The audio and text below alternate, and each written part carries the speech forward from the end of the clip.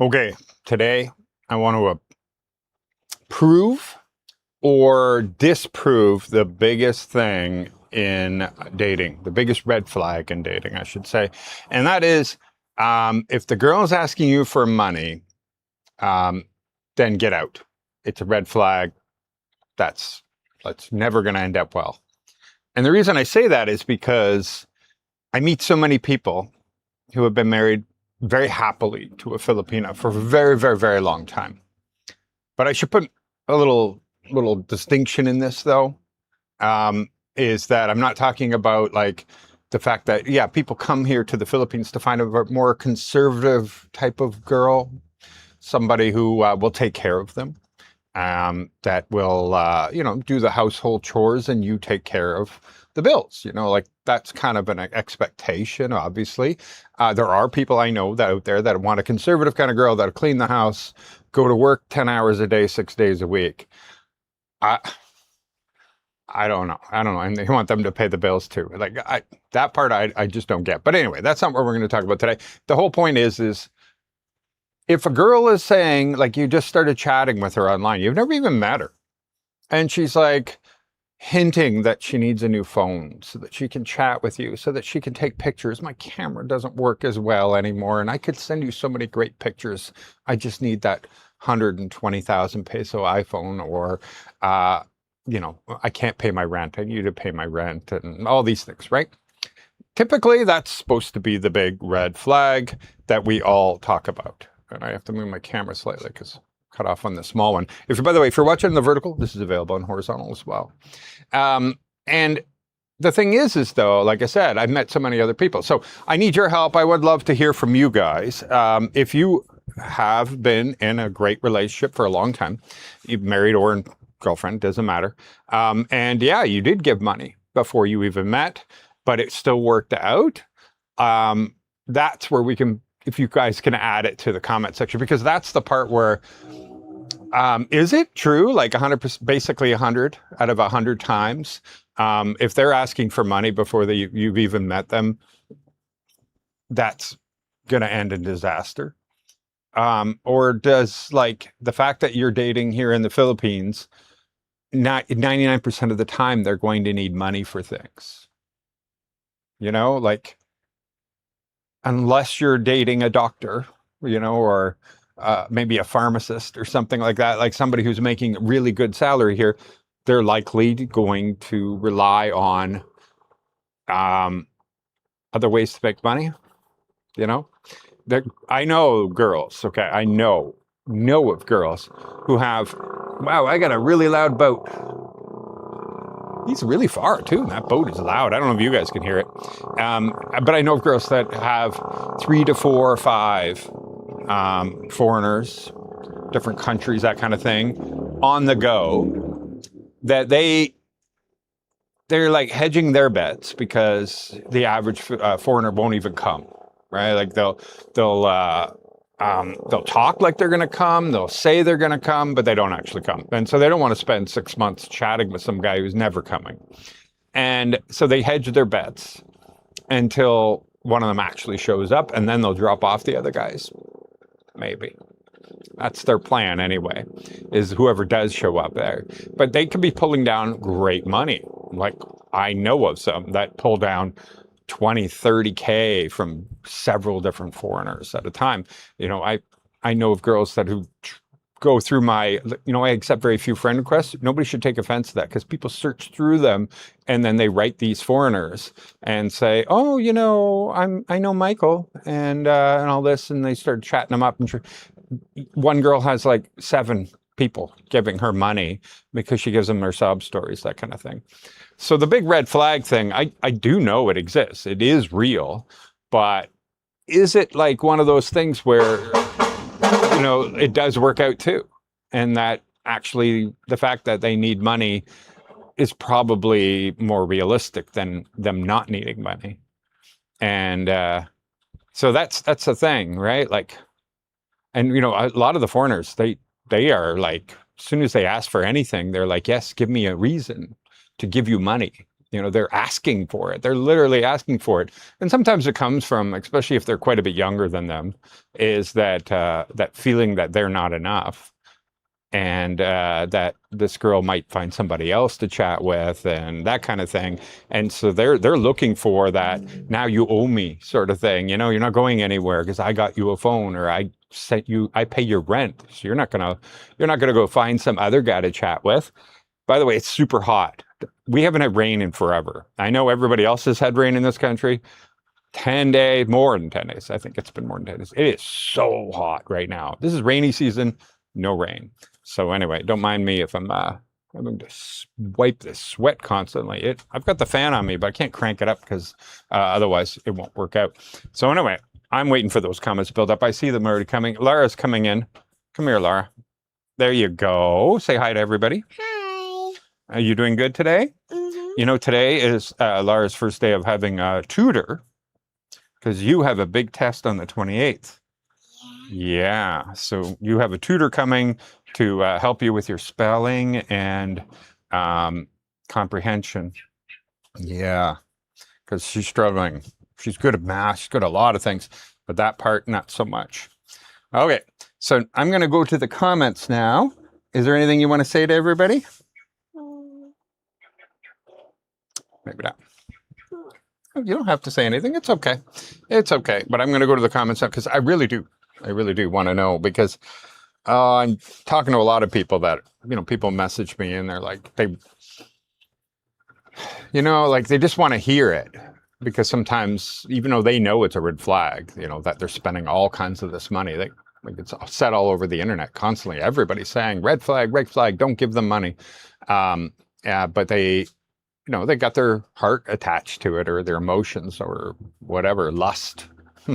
All that is all connected to it. So it's a harder thing to just say, okay, I got to walk away from this.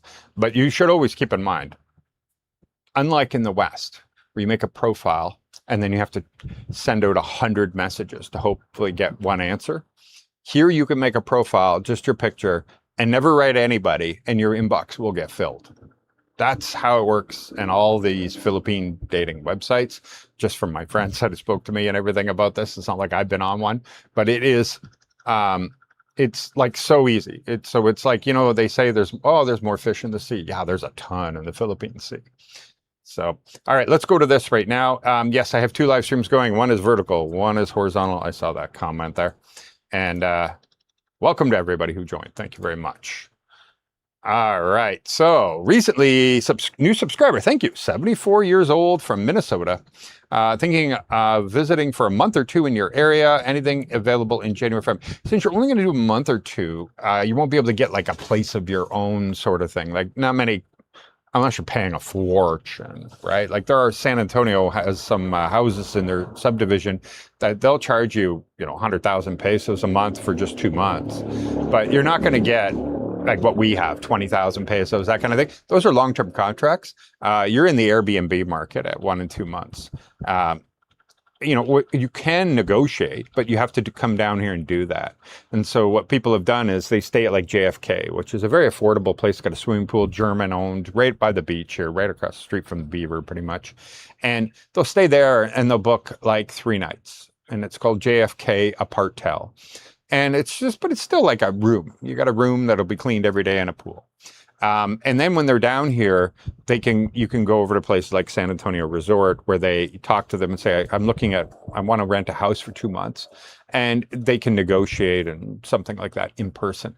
That's what I'm going to suggest, because 1 and 2 months is really, it's just Airbnb. So you can go to Airbnb and find something like that for 1 or 2 months here. That's no problem. But to find the kind of deals we have, unfortunately, you need long-term. They need a commitment, because they can get somebody else that'll give them a commitment. Hello, Richard. Hello. I'll be there in 7 months. Fantastic Firewatch. Thank you. Good morning. I'm Michael from New Jersey. Welcome. Hello, Brad, again from Aurelia. Oh, yeah. I meant to add to the last chat, Nick, that next time I'll be in the Philippines, I'll buy you a beer or 2. San Miguel was great. Tastes like most of the Molson Canadian. Yeah, honestly, San Miguel is literally, they have now one for everything, right? They have one that kind of tastes like a Corona. They have another one that tastes kind of like a Guinness. They kind of make these duplicate sort of things because, well, they control the whole country's distribution and the prices, that kind of thing. If you want to get an imported beer, you're going to pay a fortune here. But you buy their beer, it's super cheap. And so they, as long as they make the flavor close, people buy it. So it's like, this tastes like every, like Bud Light, Coors Light, whatever, name the brand light. They have got one that just like that kind of thing, the Pilsen and everything else. So, fantastic. Thank you. Good morning from OKC, Oklahoma? No. OKC, Oklahoma? No, it's not Oklahoma. Where's the C for? Kansas City? No. Confused. Good morning, by the way. Good morning, Mike, Kat, and Laura. Thank you, Phil. Thank you, Bob from MS. Welcome. Hello, Bob. Been married for a peanut for 30 years. There you go. We got somebody. Let's see. He's going to have his comment here in a second. Hi, Mike. Billy from Joplin. Hope you and your family are doing well. Thank you very much. Okay. It's more than just that. But if you're a new item and they're asking for cash, that's a red flag. There you go. Like I'm talking about, like, you haven't even met them yet. It's not like you came here, you guys made something of each other, like a relationship and everything else, and then you've decided that you're going to be together. Okay, pay the bills. You know, of course, you're in a conservative type of girl. You want her to be the housemaker, and take care of things and stuff like that, and take care of you and everything. Well, that's what she's putting in, and you're putting in the resources to cover the bills. You know, and that way it's an equal process between the two of you. But the people that, like I said, like, if you're on the other end where you're like, I want her to go to work every day and I want her to make her own money, well, then you can't have those same expectations that she's around to take care of you and everything. She won't be. She'll be exhausted when she gets home from work, and she will want, like, that's just a recipe for disaster, if you ask me. Robert, thanks for all you do. A while ago, you spoke about having a buffer in a budget. Yeah. I know it's impossible to know how much each person needs. What's a safe number? I've told everybody, like, just 10K. 10K, and when you're going to come here, make sure you have $10,000. And then whatever your monthly you're planning to live on or whatever. I think that's a very, it's a safe-ish number. If you are a prime candidate for heart attacks, all that stuff, make sure you have insurance. Definitely make sure you have insurance and stuff like that. Like, that $10,000 won't go very far if you are, like, very sickly at that point or whatever. But it all depends. Like, you can't really do much about that with health, right? You never know. You can have a 28-year-old have a heart attack, right? So anything is possible. But the cash part, like I say, put in the bank, is $10,000. Like, you should have a way to get it. Sell your stocks or something that you can close it out within a couple days. A lot of people will say, like, if you don't have the money, the hospital will take you. It's not necessarily like that. Is the hospital will take you, but they'll say, give us, $400, about 20,000 pesos, or maybe less than $400 to get you in. If you don't have PhilHealth and all that, or insurance to prove, they'll want some kind of, like, a little deposit. Then they just won't let you out of the hospital, and that's legal here, by the way. It is legal. They just won't let you out of the hospital till you pay. So they'll still fix you, and they'll do all this, and they're just not going to let you leave until you've, either arrange a billing arrangement they're happy with, or you paid out your bill. And so your bill just keeps going up, like a credit card sort of thing, like, you just never get out of it. If you don't leave the hospital because you don't have the money, it's just going to keep building and building and building and building while you're in there, because you're being billed daily. It's not a huge amount, but just to get rid of that one thing that people don't realize. Hey, there you go. There's Michael Onstad, by the way. So he is a Canadian based out of here in the Philippines now. He was an insurance broker in Canada, and then when he came here, married a Filipina and all that, he became the expat. Every expat uses them. Insurance broker here in the Philippines for Pacific Cross, and everybody knows him. You probably all have seen him there. Michael Onstad. You can look up literally that name on Facebook, and you will find him there. And you can message him and say how much is whatever. And then he's got health care in the Philippines. I'm sure you can put it in the chat. Thank you for the super chat, Michael. Thank you. I saw you on Scotty's vlog. No, I tried to explain this before. It wasn't even that. Like, I'd never met the guy before, never even spoke to him, never messaged, nothing, right? And so if you look on his live stream, I greeted him on his live stream. Everything was normal. It's just then he said, well, wait, before you leave, because I had to leave. I was not my choice. I had to get in and get out. I'd left anyway, it was a long story, but my phone fell out of my pocket while I was driving my bike an hour and a half away. And I had to go back because somebody found it, a construction worker. And he had to leave his construction site by a certain time. I had to race. So anyway, so I apologized to him. I said, listen, I'm glad you came to the beaver. Thank you very much. Another Canadian. It took you too long to get here. Anyway, then he goes, can I before you leave, I want to get you for my main vlog. And I'm like, okay, no problem. Now, the thing is like, I can't show you my camera, but my camera's right here, right? And it's on a stick with a stand or whatever and all that stuff. But when you press record, it beeps, number one, right? You know it's recording. The screen comes on, everything lights up. You know you're being recorded, right? Like it's like this. And so he picks it up and he's just palming it, right? He doesn't have anything, so he just palms it. And it's dark. Everything's black. There's the red light doesn't come on. The screen doesn't come on. There's no beeping. There's no, with his camera, you'd have no idea you're being filmed. And I didn't know this. He didn't set me up for this. So I'm actually looking dumb and just staring because I'm like, he's talking, but the camera's not on yet, man. Like, I'm waiting for it to kick in. You know, there's like a little delay on these cameras. You don't talk right away. You wait for it to kick in, and then you go, hey, you go like that because it does this whole process. His didn't beep. It didn't do nothing. It doesn't have any screens. It's just like black. So that's why until right at the end, I finally say something because I'm like, I think it's on, and it's just not on. And we have the same camera, so. We both have DJIs. His is a 5, mine's a 6, but it's the same. So anyway, I've explained that in the last live stream. I just had no idea what was going on. It didn't make any sense to me. You're not recording, but he was. Anyway, good morning, Low Ranger. What's up, brother? Here in Oregon, planning on moving to Iloilo in October. Fantastic. Not far from here. Right behind you on the VA, right behind you. Yeah, waiting on the VA. Fantastic. Hello from Pennsylvania. Hope you're all doing well. Mike and family. Thank you very much, Berger Auto. I'm going to my very best to stay away from the world. So yeah, vertical and horizontal. If you don't like watching in the narrow one, just go. The other one's this way.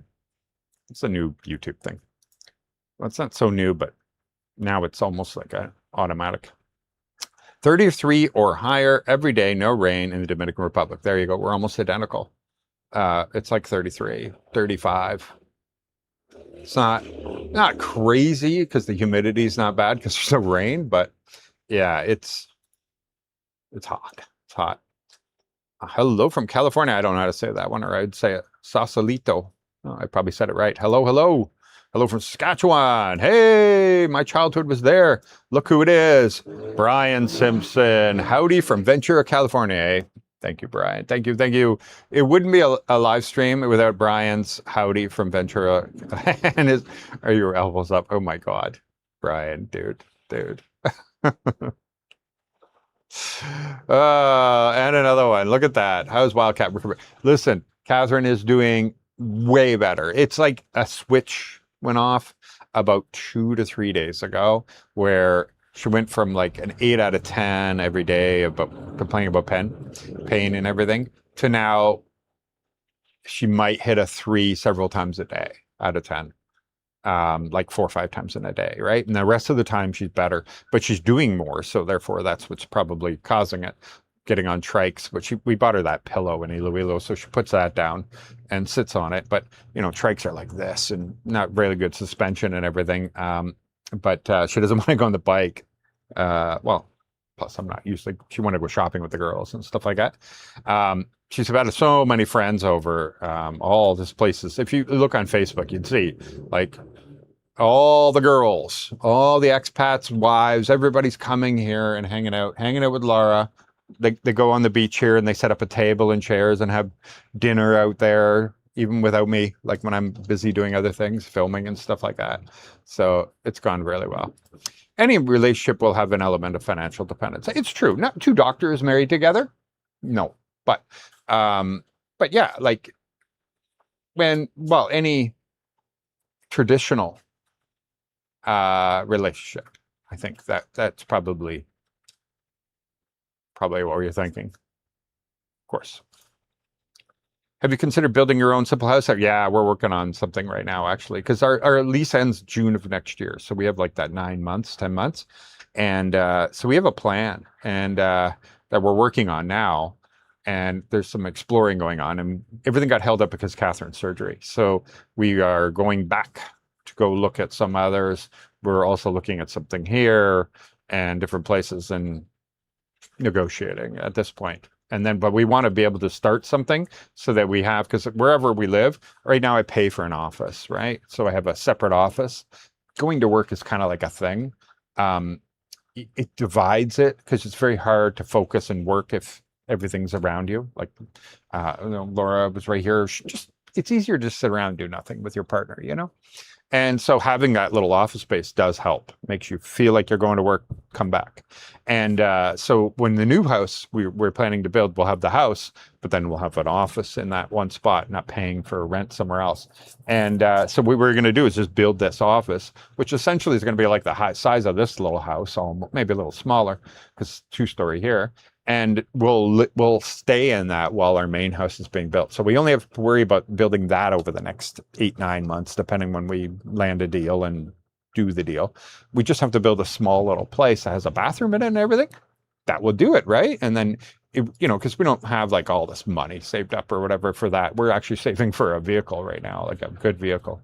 And so we are going to be able to put in like what we did with the repairs and stuff. We put in 100,000 this month, 50,000 the next month, another 100,000 a month after, and just keep putting money into it, and the structure just will get bigger and bigger. And you can do that here in the Philippines. It's a great thing about here. Will there be any U.S. Canadian war games at the Beaver? Eh? Listen, there might be. Anything's possible. This week is basketball week. So Rojas has just gone crazy. They have all the teams from Australia and I think somewhere else. So the Melbourne teams here and all of them. And the city is sponsoring everything. And so they, at the Beaver, will have like a bunch of 7-foot guys, right? They're 6'10", 6'7", 6'8", that kind of thing. Just filled in there with their heads down because they're all staying at the San Antonio Resort. And because they're staying at San Antonio Resort, there's just police vehicles everywhere each evening watching to make sure. And it's not like there's danger to them. It's just that the Philippines loves basketball, absolutely loves basketball. And so there's tons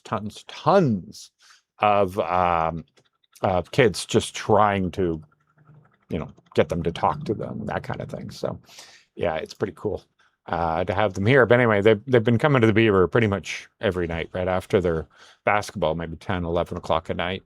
And we've been full. It's been so busy. Other than just when the game's on, dead, because everybody's downtown at the new arena.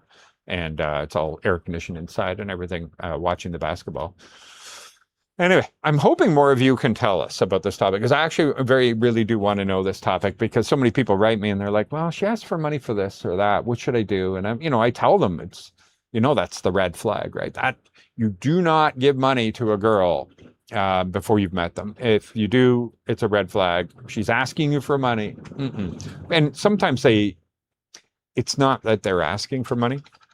It's they're hinting so that you get the point, right? So, oh yeah, my phone's just not been working. Or I don't have enough load. I just don't have, so I don't know when I will be able to talk to you next. Anything to get you to offer to pay for those things. That's more expected. They're not going to come right out and say, buy me this, right? So they'll just tell you about the problems, so over and over again until you say, oh, how much is that? Just to be clear, they're not asking directly. So anyway, how many of you had relationships that still turned out to be fine? Like, I can tell you, Catherine gave me the hospital bill for this person or that person, herself, pictures of her in the hospital, and I sent money. I did. I sent money. Not much. And then the whole reason we met, right? Like, well, not met. She met. You can see that on the thing. But the whole reason we ended up together was accidental, sort of, not really. That was great, right? That was a good way to explain it. No, it's in my video also, the one on how to trap a foreigner, I called it, or how a Filipino traps a foreigner. And she just said that she had no place to live. Her father had they had a fight with her and her father threw her out. She had nowhere to go. She's sleeping at her work. She was like working at a big outdoor gym place, and so they have a little office, and she was just sleeping there, and then they don't know she's staying there, and this whole thing. And so I said, how much is a place? And it was like, bed spacer type thing. So it was like 2,000 or 3,000 pesos. So I gave her, I think, 6,000. I said, here's 2 months, 3,000 a month. Here's 2 months. Get on your feet. And I drove all the way out there and handed it to her. And we weren't dating. And then of course she couldn't find anything. And then I started looking. I'm like, oh, please. What do you mean you can't find anything? As if you can't find anything. Well, where she lived, there was really nothing. But I found a house for 10,000 pesos, 2-bedroom. And I didn't have any place to live at the time because I was only focused on rebuilding my own life. And for months now, it just said, okay, every day I'm going somewhere new and I'm just traveling nonstop and I'm going to make a new video every single day. It's interesting. Go to a new place. Just trying to rebuild everything, start a new channel, everything, right? And so I was like, well, I should have some place to put my stuff. And so I said, okay, I'm going to rent this house, but it's my house. You clean the house, take care of the house. If I'm there, you cook for me, you do my laundry, you do anything I'm there. But you and Laura can have the master bedroom it's got its own ensuite bathroom and everything. That's yours. You can stay in there because I'm barely going to be home. Going to be honest, I'm not going to be here very often. And it was 10,000 a month. And I was like, I'm not giving her 10,000 a month because it would be forever thing. Because now, because we weren't dating, is that I didn't want to, she wouldn't be able to ever get a job that could pay that kind of amount of money for her. And so that's why I was like, I'm going to take it on so that, when you figure out your life, you can just go, no problem. Anyway, a month later, we ended up together. Just living in the same house changed things. I would say have 10,000 a bank and a monthly income. Yeah, you have to have a monthly income, of course, to spend to retire 20,000. Yeah, retire, you need more money than that. I agree. It's not like you can't make it. People do, especially vets. Vets have the VA here. And I wasn't aware of this, but I keep learning more and more as I talk to vets. And they're like, what are you talking about? No, I go to the hospital in Iloilo and they bill the VA. It's all approved. I'm like, what? That's a thing? And they're like, yeah, you have to go to the VA first. And if you have 100% of this, and then everything that you can find a way to make everything fall under that same 100%, because of some injury, you can claim that everything else kind of stems from that injury or something. And so you don't have to go all the way to Manila and everything to get it covered. So vets have found a way to do it with far less savings. They don't need $20,000 or anything like that.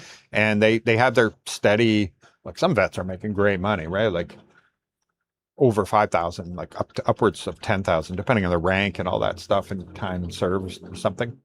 And I don't know, Americans vets are like above and beyond, right? Like if you talk to a Canadian vet, he's like, I make 2,300 or 3,000 Canadian, something like that a month. And he was served for 20 years. And then if you had 20 years in the Canadian or the American military in the same portion, that guy might be making double what he makes. So Americans have, they take care of, it's strange. Sorry, I'm getting way off topic. But you watch movies and stuff like that.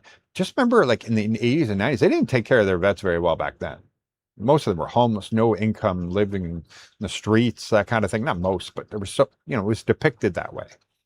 And then nowadays, like it's really hard to depict that anymore, unless they have a drug addiction or some kind of addiction. Because anybody who's got a good pension, any military's got a good pension, so they should be able to survive just pretty well, I think. Especially if you come to the Philippines. Good morning, Shooter. Howdy from South Carolina. Hello, Russ. Hi from Ottawa. Planning to visit in November at the Expat gathering. Fantastic. Good. That'll be a busy one for sure. Hey, Sarge. USMC Unicorn. Know anybody who got a marriage instead of paying cash outright or mortgage. Sorry. Yeah, you can't get a mortgage, but Filipinos do. Yeah. So I've met even on this channel. He's from like a Baltic state. I can't remember which one it was, but he's got a pension, but it's very, small, like 600. I think it works out to like 600 euros a month. And I met them in Coron and in Iloilo. And so he has a smaller pension. It doesn't make, it's enough to survive, no problem, here in the Philippines.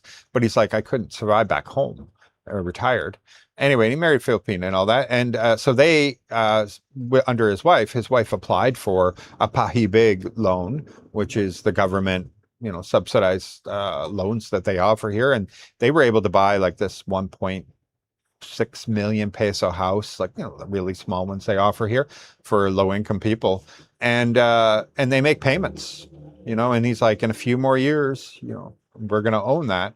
And so, yeah, it's perfectly possible, but just not for foreigners. Foreigners can't get a mortgage here. But keep in mind, it don't have the interest rates of America. So, way up, way up. I think it's 13 here. I could be wrong, but I think it's something like that. There in about 2 months, Pampanga, I think you mean, area for as long as it takes to find a place, maybe Clark. Yeah, Clark is going to be all the modern new stuff for sure. But the good thing about Pampanga, the Angeles City, like it's not that just people think of Angeles City, they see that red light district, right? But Angeles City is a massive, massive city. The other mall, I can't remember what it's called, Star City? No. Oh, what's the other mall, the shopping mall? Not the one that's right by the red light district sort of thing. But the that other one, there's tons of really nice houses out there for rent. Americans have been living there for so long that there's so many really nice Americanized, with modern furniture, modern everything, and big beds, big rooms, that kind of thing. When I say Americanized, that because Americans have been there for so long, there's so many rentals that the prices are actually, you get way more for the same amount of money there. So you won't really have any problems. TPLbuy.com. I merged the two. I used to have tplrentals.com. I still do. It just moves you to TPL Buy. Anyway, tplbuy.com. Go there, and there's rentals, everything. So you can just look up and zoom in. Cat is doing better. Definitely. Thank you very much. Been in the Philippines for 4 years now. Way, look at that. Shooter. Just like me. I'm almost 5 now, I think. March. Where's it sit? I don't know. Hello, Matt, 41.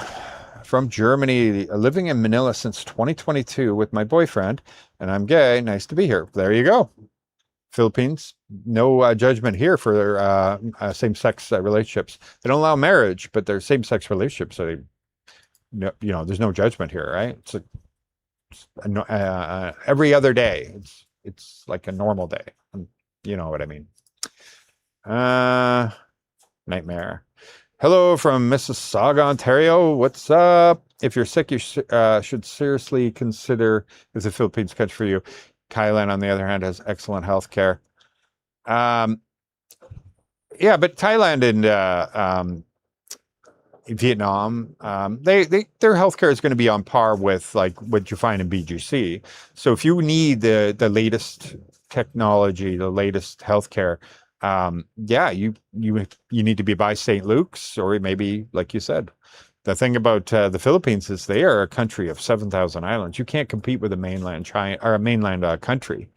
Mainland countries are going to have better infrastructure. They're going to have everything because they don't have all these islands to deal with. Everything here is more difficult. Hi, Michael. Hi, Laura from California. Hello, Joy. Joy says hello. You going to say hello? Say hi, Joy. Hi, Joy. There you go. Good girl. Good girl. Yeah, they can't see you on the narrow one. Maybe if I move a bit. No, you got to get really close to Daddy to see. There you go. You're on the big one, though. It's just the little one you get cut off. Anyway, let's go back there. So there we go.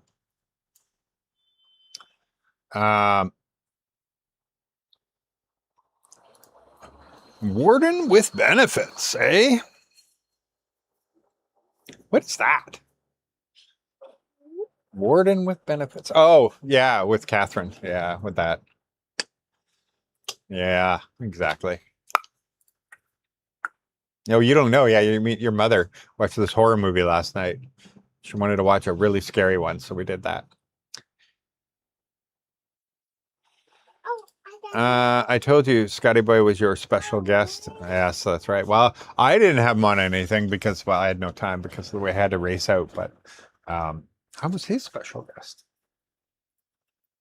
But I know what you meant. Hi from Marco Polo condo and Cebu City. Listen, that condo looked really nice. I never got to go in it, but I heard it's a lot more affordable. And you're still by IT Park. How do you feel about that? By the way, I want to talk to people in Cebu. How do you feel about the fact there'll be no more park in Cebu IT Park because it was sold, and now everything's being torn down. The Mercado's already gone, and like everything is just going to change there. That was like it was like, everything funneled into it. It felt lively, and once it's gone, how's that going to feel? I really do wonder. So let me know, Simon. You do a great job. Thanks for the vote. Appreciate it. Hello from Lakeland, Florida. Hello, Jerry. Hello from Mississauga, Ontario. Sheldon. Do you miss Canada? Not much, Jason. I spent 45 years there, so there are things about Canada. You miss that go camping in Crown Land and the like. I can't say like the cool fall and spring because I lived in Albania before I lived here, and the weather was basically the same without snow. Wow, they have snow in the north, but in the it's a little bit more milder, but it's almost identical in weather. So you don't just love Canada for the weather, is my point. So yeah, I love that. I love the camping part and everything else. I hated winter, absolutely hated winter. So not so much, not so much. You know, yeah, like I just always was a warmer climate kind of guy. But look, there's a lot of things I love about Canada for sure. Watching from Atlanta, Georgia. Matt, what's up? Hi, sorry, new here. How are you live times two right now? Yeah, I know it's vertical and horizontal. Same video. They just now project it in two different ways. And I'm thinking of sponsoring a Filipino to come work in Canada and live with me as a common law. What resources are recommended for that? So you're never going to meet her. Is that what you're saying? You're going to do this before you even meet her? Or you mean you already know each other? Because I would hope you already know that, because once you do that, you're going to be taking on all the responsibility of that person. Like Canada's going to hold you to that, right? And yeah. Huh. I know Canada, it's kind of easy for that stuff. You can just bring over whoever you want, kind of. It's not like America where it's such a hard process. As far as I hear, anyway, Canada just lets everybody in. And the Filipinos right now are like Filipino citizens are on the good list for Canada immigration. So I don't know. I would hope you'd have to know them first, because it sounds like you want a relationship, but you're going to call it um, a work thing, right? Is that what you're doing? Sponsor a Filipino to come work. Yeah, so they'll come and work for you, and you'll take care of them. But it sounds like but then you said it common law, so therefore relationship. There is a rule. They say you don't mix business and pleasure, so that's the only thing. Like if it's just for the paperwork, then it makes sense, right? Because it's not about the work. It's just about the relationship, and you guys want to be together, and you want to live there, but you don't want to marry. And in Canada, it's virtually married after 6 months or something anyway, depending on the province, I think. I don't know. I don't know. That's all I know. If a man refuses to give money to a Philippines woman's family every month, is that a relationship killer? That's an interesting thing. See, under the Philippines law, like once you marry her, you're legally required to take care of the parents if they're in need. So there is a law for that here in the Philippines if you marry, because there's a law for her. Right? The children are legally obligated. So that's the interesting thing about that is, so you will eventually, if you get married, be legally obligated. So, I would say that, like a lot of people do, what a lot of foreigners do, they give them an allowance. They say, "Listen, I pay for everything. You don't ever need money. Okay, I pay. You don't need to buy food. You don't need to buy clothing. You don't need to buy whatever. Everything in your life, you don't need to pay for. I'm going to give you this allowance. That's over and above, and that you can, like, 10,000 pesos a month or whatever. You do whatever you want with that." That's what a lot of people do, and then they can give it to their family. And if they don't give it to their family, well, then they made the decision not to give it to them. But yeah. See, I don't know if it's a relationship killer because it depends on the whole situation, right? Like, just for the sake of giving them money, how long have you known each other, that kind of thing. Providing money for load or a little money. By the way, you can do that now. So somebody made a really smart business move and they built a company around, you don't have to give them money anymore. You can load their phone. So you can load Smart, Globe, Ditto, all the brands that are here in the Philippines. You can go to the website and buy them 500 pesos or 200 pesos load. You don't have to send them money anymore. Smart business, because you know that they were like, oh, just send me, like, you would be like, I'm not going to send them 200 pesos. I'm going to send them $50 or something like that when they only asked for the 200 peso load. Well, now you can literally go on that website, load their phone number with 200 pesos and then be done. And that's it. Done. They didn't have to go and pick it up anywhere or anything. So anyway, a little money for food is fine after you've communicated for a while and you feel comfortable. The hardships of the Philippines are real. It's true. Just be smart with your money. I agree, Steve. Like I said earlier, I do know of girls that have multiple foreigners on the go. And they have a nice apartment. They've got nice bags and clothing, and they're always like flush with money, going to every type of restaurant, doing whatever they wish, and they pulling down, a couple $100 from this guy, $500 from that guy, $300 from this guy, $600, whatever, and they are doing better than if they ever worked, and they're just grabbing money from. They got enough simps sending them money, so as long as you're not one of them. Then okay. Chatted with Irene for over 5 months before I moved here. She never once asked for money. Chatted with a dozen online before her. They all asked for money. Instantly blocked. We all know who this is, by the way. Yeah, 100% David. And he's been on here before and he's told you his story. He's like, no. And she never did. She never asked for money. And she's a good quality woman. And I'm trying to convince, by the way, well, not to convince, Catherine's already down, but Catherine is going to talk to them anyway. But Sai and Irene and Catherine may do another live stream together. And I told them I'll give them half the money. So for a girls' night, they can go do whatever the hell they want. And I said, so if you get any super chats, 50% of the money, because I got to, it takes me 30 days to get the money. There's taxes involved and everything. So I'm just going to give them 50% of what they see on the screen. They can just take that. Whatever it adds up to, they can go do whatever the hell they want, And so I think they're going to go do something like that soon. Good morning, Mike. How's today? Well, it's beautiful again. Super hot, though. Just heard about the Luzon Economic Corridor. Sounds way off, but wondered if you think someone could position themselves ahead of this. So we have a guy, a Norwegian, who's just, because that whole economic corridor is all based on high tech, right? AI, data centers, that kind of thing. Luzon has a great deal of extra power. So somebody's going to be able to take advantage of that. And they have even more. They're working on starting the nuclear power plant, by the way, in Bataan. I didn't know this until I spoke to the gentleman who used to run Subic Bay.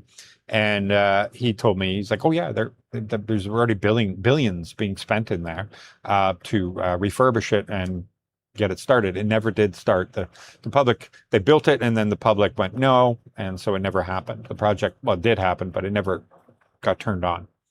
Anyway, so they that will be kicking in, and that's a massive amount of power too. So there is that corridor actually does make sense because there is enough power. We're here in the Western Visayas. We have practically no power. All Visayas, I believe it is. So Cebu, everybody, we're always right at the border of how much power they generate and how much we use. And so anyway, our Norwegian, though, he has data centers already here in Pampanga, and he went to Otan, Iloilo. So you got Iloilo City, that the next municipality is Otan, and he went there and he proposed a very large 50 megawatt, I think it was, something like that, AI data center there. And they had a public hearing on it. And it was explosive, to say the least. So much that he just basically said, F y'all, and I'm leaving. And he walked out, sort of thing. Yeah. So because, well, you got to realize the power is already a problem, but also Otan already is struggling with having enough water supply, like enough pressure, water pressure, that kind of thing. And so, I don't know anything about that data center thing, but for all I know, you can take it from the ocean, the water. It's not that cool here, though. But it's a closed circuit system. From my understanding, is an AI data center, we use about the same as 5 McDonald's franchises would use over a month. So, and because it's a closed system, so they'll take as much water as 5 McDonald's franchises uses a month, but then it's a closed system, and then it just loops and loops and loops, and so therefore no new water is being used. So I don't know much about it, but I know he just said, I'm done. He just walked away from the whole process. Apparently he was so mad, and they were yelling at him as he was leaving and everything else. So that's something to consider, but that corridor is already specifically made for that, I believe. If we're talking about the same one, I think we are. If you're giving money to a Filipina you have never met in person, how much would you consider too much?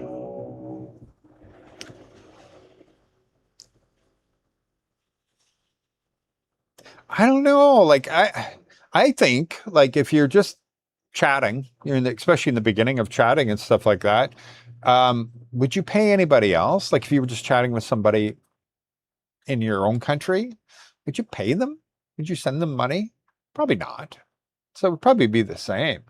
But like I said, circumstances, and that's why I was asking this question, so that other people go, oh no, like I get it. We're dating people that every day is a struggle for some people, right? And you don't want to see them struggle like that. And you really start to take a liking to this person. But you're right. So how much is too much? How much is going overboard? Like to most people, sending a $10 tip is nothing, right? Like whatever, here's $10 tip. People do it at like, what's the American app that everybody does? Like Cash App, they'll be like, or Venmo. We don't have those as Canadians. So, and they'll be like, yeah, I'll Cash App you $10, $20, that kind of thing. And so to them, it's a big deal. It's 1,000 pesos. But to you, it's just $10. You're like, okay, here you go. I think it's just don't get in a trap, right? But hey, look at that. Speaking of that, look at that. $10 for you, little Laura. Look at Laura. Look at this. See this guy? And when you say thank you, Traeger. Thank you, Traeger. You just got $10. $10. Well, you can put it in your piggy bank. Well, you got 5 because YouTube takes half. Yeah. Thank you very much. Look at that. A couple bucks for a little co-host there. That's sweet. That's sweet. How would you rate the healthcare in Iloilo? Oh, I can't complain. Healthcare was great. And other friends say I'll go to Asia Pacific, Medical City. Those are the two big, like the Asia Pacific's brand new. It opened only a year and a half ago. And it's like a 12-story tall mega city thing. I haven't been to it myself, but my friends have, and they have like a penthouse essentially for people to stay in if you want to pay the big bucks, I guess. And it's like luxury, like it's another level there. But yeah, Medical City has every single thing, no lineups, no waits, no problems. That's why I went there. I took Catherine there immediately. Even me, like I said, listen, I've been struggling where I can't sleep more than 4 hours, so long. and these migraines and everything. He's like, well, it comes from stress. I'm like, I live in the Philippines. What's stress? I used to get them in Canada. It made sense. And then it went in remission for so long, and now it triggers now. And I said, the only thing I can think of is I just haven't been able to sleep more than 4 hours a day. And so sleep pills are restricted in this country, just to give you an idea. And it's called a restricted drug, which very means very few doctors are even allowed to prescribe them, and very few pharmacies can fill them. And he just said, okay, no problem. I'm going to send you down to the emergency room where they have the doctor that can prescribe that stuff. We'll get you all hooked up. So they gave me sleeping pills. It was great. I got a month's supply, and it helps. It helps a lot. Like the first night, I got like 10 hours when I used it. It was great. Oh my God. I don't use them every night on purpose. I use them one or two just so that I know my body's getting everything. And then I'll put up with a couple days of, maybe I'll get 4 or 5 hours, and then I make sure I get a good sleep, and I can really make these pills last, because they're magic, man. Magic. Just so hard to get. Look at this. We got a new member. Glenn Capture. Thank you very much for becoming a member. Hey, we have a new member. You excited? Excited to have a new member? Yeah. The people in the vertical can kind of see you. Here, what if I do this? Oh, I can't go that far. You okay? Did you get your finger cut? Doesn't cut. You're okay? Okay, good. It just hurts. Just hurts a little bit. Okay. What time's your tutor getting here? It's already, I think 12. Okay. Thanks for becoming a member. Woo woo. Yeah, woo woo. Only TPL, on TPL, only 11 rentals. Is that Papanga? No, really? You know what, guys? If you guys haven't seen before, let me show you. Boom. Look at that. Look at that. This is TPL rentals. Oh, that's buy, actually. Hang on. Oh, no, that's rentals. Yeah. All right. So if you're talking about Papanga, wait, my brain's not working. Where's Papanga? Right here? Yeah, there we go. So I've got 113 rentals in Papanga. Right here. 113 in this whole area right here. 20,000, 35,000, 16,000, 30,000. Yeah, there's quite a few. We got lots. That's a lot. Maybe you weren't talking about Papanga. Help me out here. Rojas City, no, that's going to be, we have 9, right? No, 5. Oh, 5. Yeah, 4. Oh, actually, and if you look though, oh, wow. 3 different units at this place. It's brand new. It's a really nice place, by the way. There's this one. They go very quick. That's the problem with Rojas City. We're always struggling. But if I check here, I think one of these also has a monthly. Oh, that's the same guy. That's why. Yeah, we struggle to get rentals here in Rojas City. The ones that are in Pueblo de Panay, I told him to put them on the site. He still hasn't put them on there, but they are available. The 2-story one, and then the 1-story. But they're like partially furnished to get you going. Not like the other ones. So keep that in mind. You will have to buy some furniture, but they are quite large. 40 square meters for a 1-bedroom and 70 square meters for a 2. So that's really good size. That's like much bigger than most condos. Anyway, so that's the website. If you're looking to buy, we have all that too. So here's all the listings all over different countries. The more you zoom in, the more it spreads out. It's easier to show you like Manila, because Manila is crazy, obviously. The more you zoom in, the more they spread out. And so you can see exactly where they are. And the buildings aren't showing. Oh, there they are. You can see all the buildings here and everything too. So you can see where that building is located, or the lot, or whatever. Like all that stuff's available. Anyway, that's tplbuy.com. Really simple, easy to use. Everything's free. I don't charge anything for it. As shocking as many people think. I don't charge the landlords. I don't charge anybody. It's completely free because there's no legal way for me to charge. That's the truth. I told Catherine to go ahead and register a corporation. I'll just give it all to her. But she hasn't got around to doing that. because we do have the data is important, right? Like especially on the buy side, so agents and stuff like that can get market data from it. So there is a reason to get that. Also to have your listing shown at the top, that kind of thing. But because like foreigners can have online businesses, you're allowed to have online business. That's no problem. But the 60-40 rule always applies, just like an export business. 60-40. 60% of your business, your income for that business must come from outside of the Philippines. So I could have a corporation here with a website. That'd be no problem, as long as 60% come. Well, in a rental website, in a sailing website, whatever, it's not the people who are looking that are going to pay, right? It's the people listing. Well, the people are all going to be in the Philippines. And so it would be 100% Philippines. So it's not going to work. Now, if I expand the website, Cambodia, Vietnam, whatever, just all kinds of countries, until the Philippines is only 40% of the market, and I've got the rest of the world on there, then I could do it legally in my name. But it runs itself pretty good now. So have I run across Van Boy? He's a character. Yeah, no, I've never run into that guy. He's in Siargao. He goes to Siargao and he lives in Siargao and he's totally a Siargao guy, right? Like he's the backpackers and all that kind of guy. He's very popular to Filipinos, because he just repeats the same pattern over and over. Nothing against the guy, but let's be honest, like every video is, this beach is the most beautiful beach in the whole world. You guys are crazy for not living here. There's no place in the world that is prettier, nicer, greater. And then he'll go to the next place and say the exact same thing and repeat and rinse. But yeah, I know right now he's getting a lot because of the taxi there that charged him 2,000 pesos.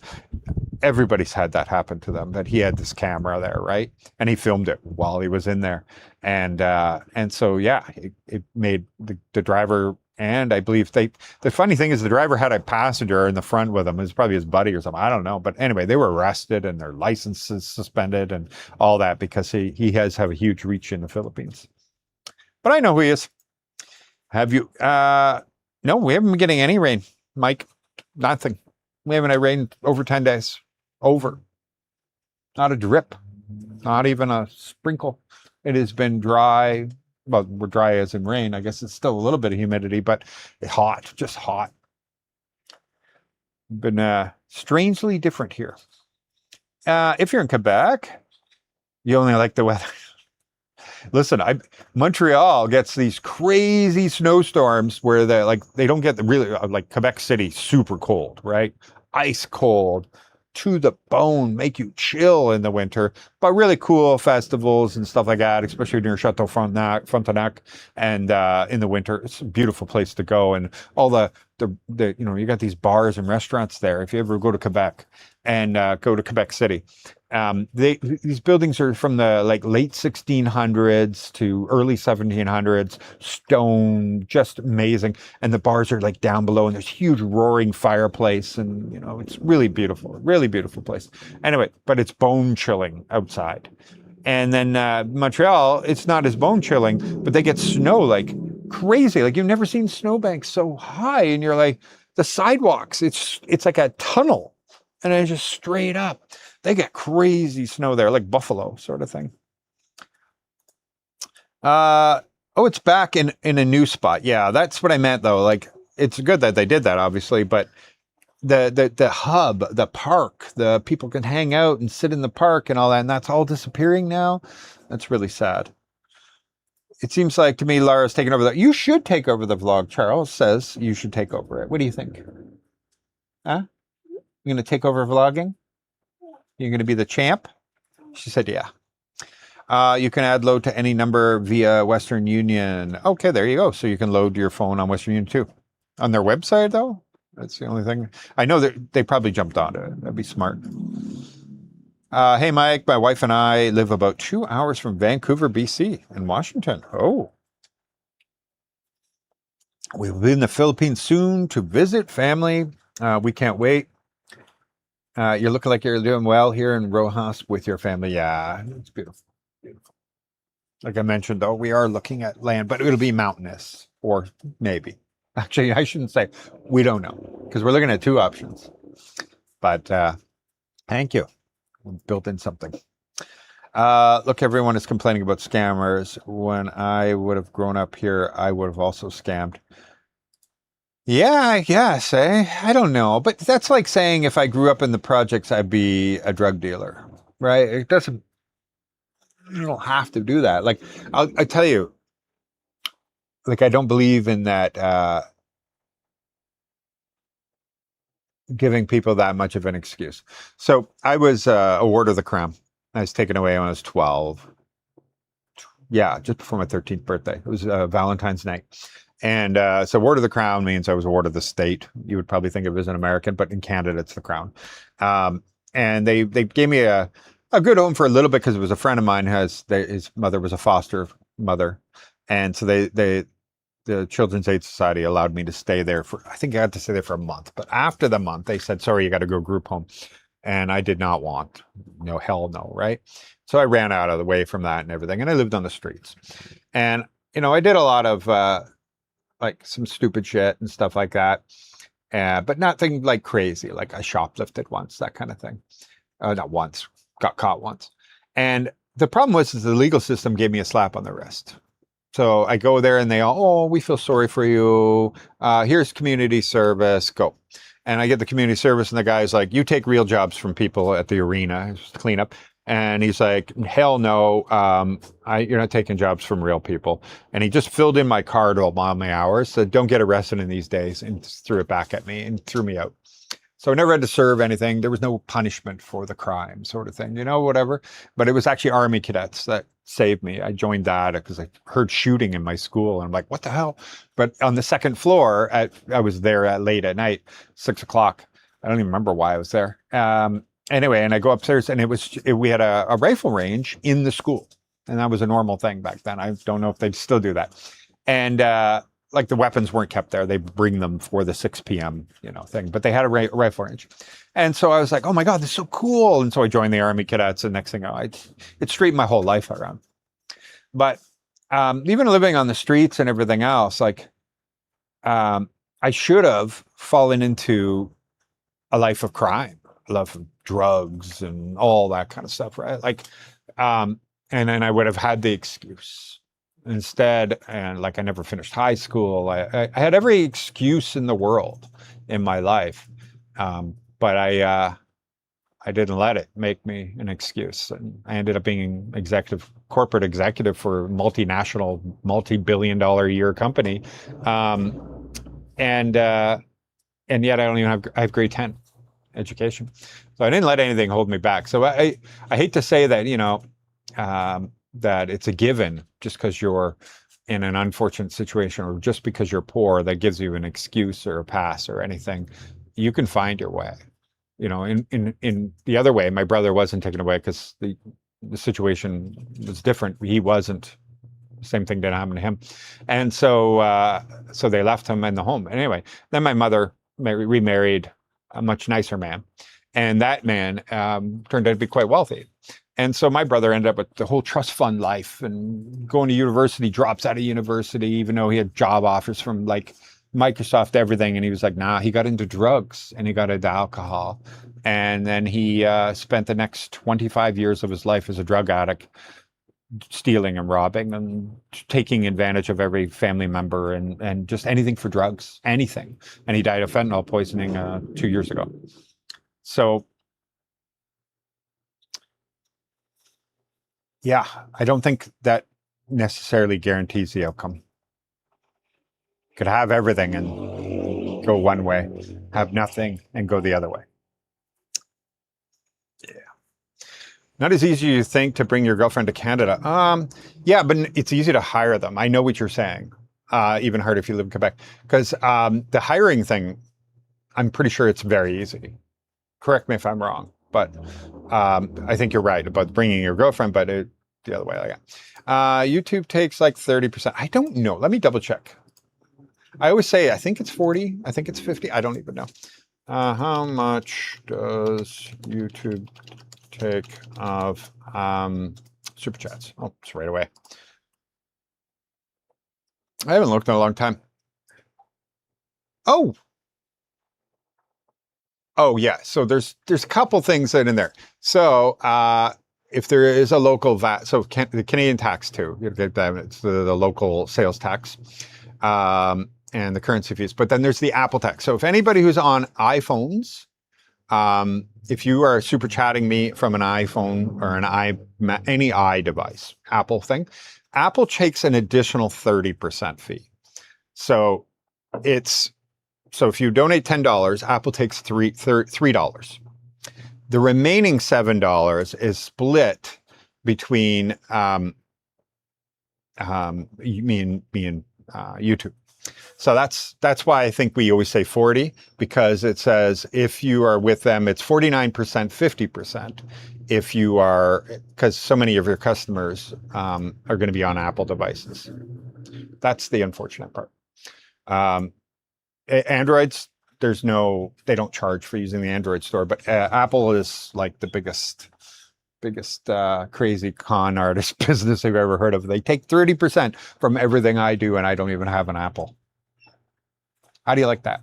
I don't have an Apple. I have nothing to do with their platform, but they take 30% of my earnings from everybody who uses an Apple. But everything you do on an Apple, it doesn't matter. Every single thing, they take 30%. Hi, Mike. I was on an island as well yesterday, but Brockville, Ontario. Oh, there you go. I love Brockville. You guys got a beautiful waterfront. Met Sean, who is married to a Filipina, Jocelyn. 4 years and happy. Oh, I know somebody else married to a Jocelyn, different one. Fantastic. Did he give her money? That's the part I want to know. And how you doing, Victor? Yes, and if it's a donation through Apple, oh, there you go. Thank you. Ray in the Philippines, you're up on it. I should have looked before I went and did all that. How hot is it there? It's supposed to be 106. Woo, yeah, we are not, like, I heard Phoenix is like the hottest place on earth or something recently. That's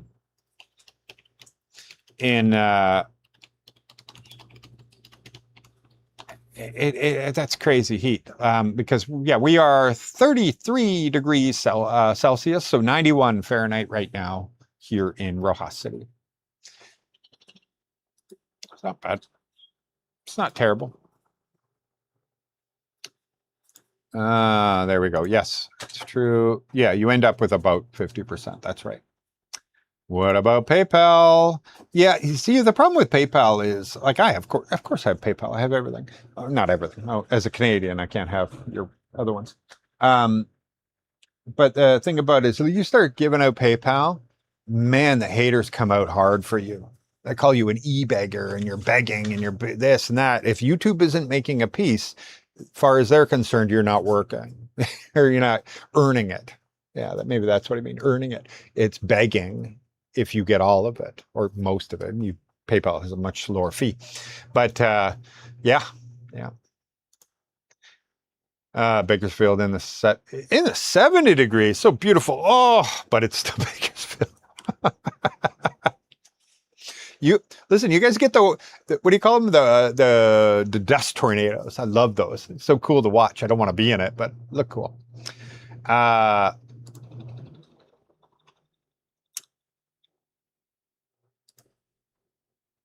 Yeah, membership value, but yeah, exactly.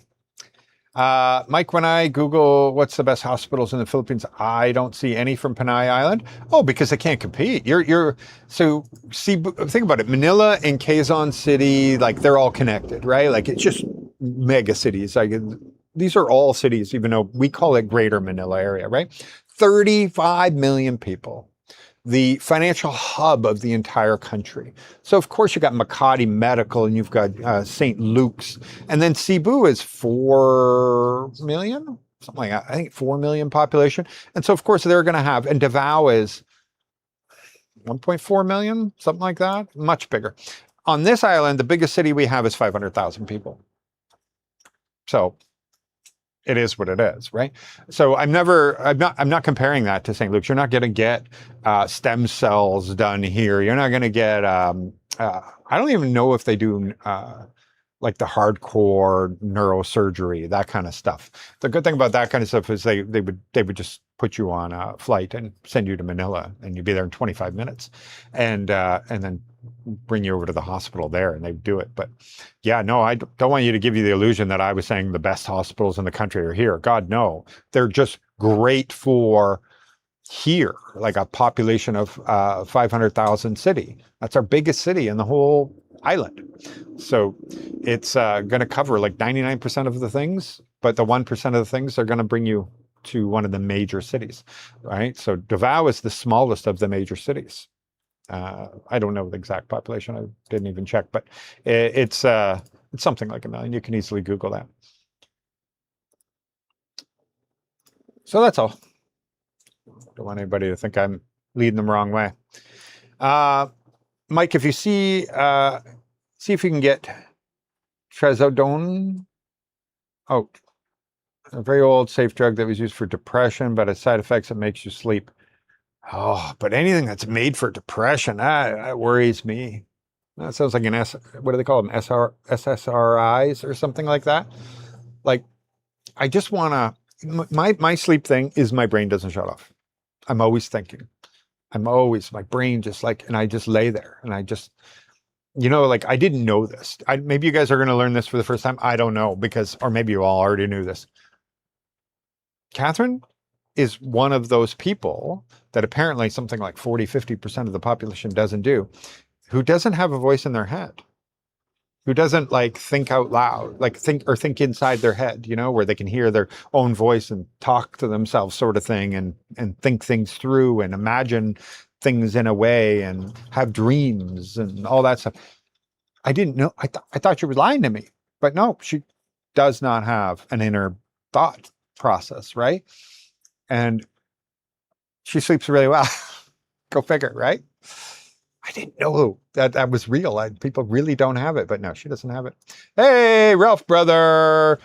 Good morning, Michael. Hello to Laura as well. Good morning. Good morning. So Ralph here, I do want to mention something real quick.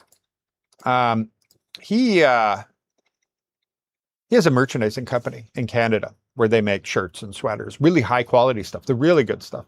And so can I do this without it triggering the sound? I think I can. Yeah, I think I can. So he made up some shirts for TPL for me, like for this channel, and he will ship it out of Canada and everything else. So American stuff like that. And he has some really good hoodies and really cool stuff here. I'm going to put the link in here for you guys. If you are interested in having a TPL shirt or something like that, and it'll come right from Canada. Just keep in mind that like it is Canadian funds that you see on there. So if you're an American, you're like, oh, look at those prices. Yeah, no, it's Canadian dollars. It's going to be like 30-40% cheaper if you're an American. And there you go. There you go. I thought it was really cool because I'd rather, somebody I trust print them. Oh, I get it cut off here. Right? Thanks. All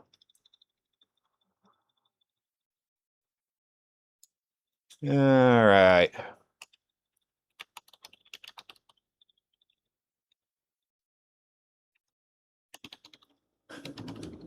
All right, I'm going to put that in the thing. Anyway, you can take a look. Buy a hat. The hats look cool. Cool as hell. I don't have them yet because he's said we got to get it shipped here to the Philippines. So that's going to take some time. But anyway, we're going to have cool merch now instead of the stuff that was kind of haphazardly not that great. Because, you got to use these big corporations that just make really cheap quality stuff. Ralph here has some high quality stuff. And so I'm looking forward to that. All right. So thank you very much. Ralph, you're an awesome guy. Thank you for supporting and helping this channel. And that's really awesome. And, everybody gains this way. He gets more business. And I make a little bit from you guys buying a shirt or a hat. That's cool. Plus, I want one. Hi, Mike. My husband and I have been watching some of your videos. I am from the Philippines, but we are living in Australia. We would like to visit Rojas City probably next year. Listen, the Janos, looking forward to it. Come on down. When we do our expat meetup, second Sunday of every month at 3 p.m. at the Canadian Beaver, It's not just for expats. Like OFWs would enjoy it too, everything. Because, of course, the whole reason that we even have those meetups is so that, we can have some conversation with people that have the same lived experience, right? So you can chat about whatever. Say you want to talk about football. Well, the average Filipino doesn't know anything about football, and you like chatting about football. It's one of your big pastimes, or stock cars, or whatever. It could be a multitude of things that are very common in the West and not common here. And therefore, if they were a big deal of your life and you enjoyed it very much, you might want to every once in a while be able to just reminisce or talk about that football. I don't know, whatever.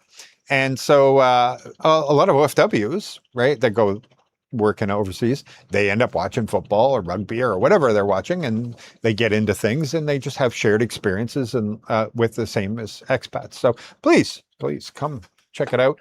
And regardless, like some Filipinos and Filipinas come, and they have a hard time integrating because they may speak English, but they're just not understanding the topics of it, and they just kind of sit on the end of the table, and then they said, well, I thought I would make some friends or whatever, and that's the same problem, right? Like they don't have that shared experiences to strike up a conversation, that kind of thing. And a lot of foreigners that come here, they're like, everybody's so friendly, everybody's so nice, they'll give you the shirt off their back to help you, and like you get a flat tire, everybody's going to help you, the whole neighborhood's going to help you, and you go to these family functions and everybody's so nice to you and everything.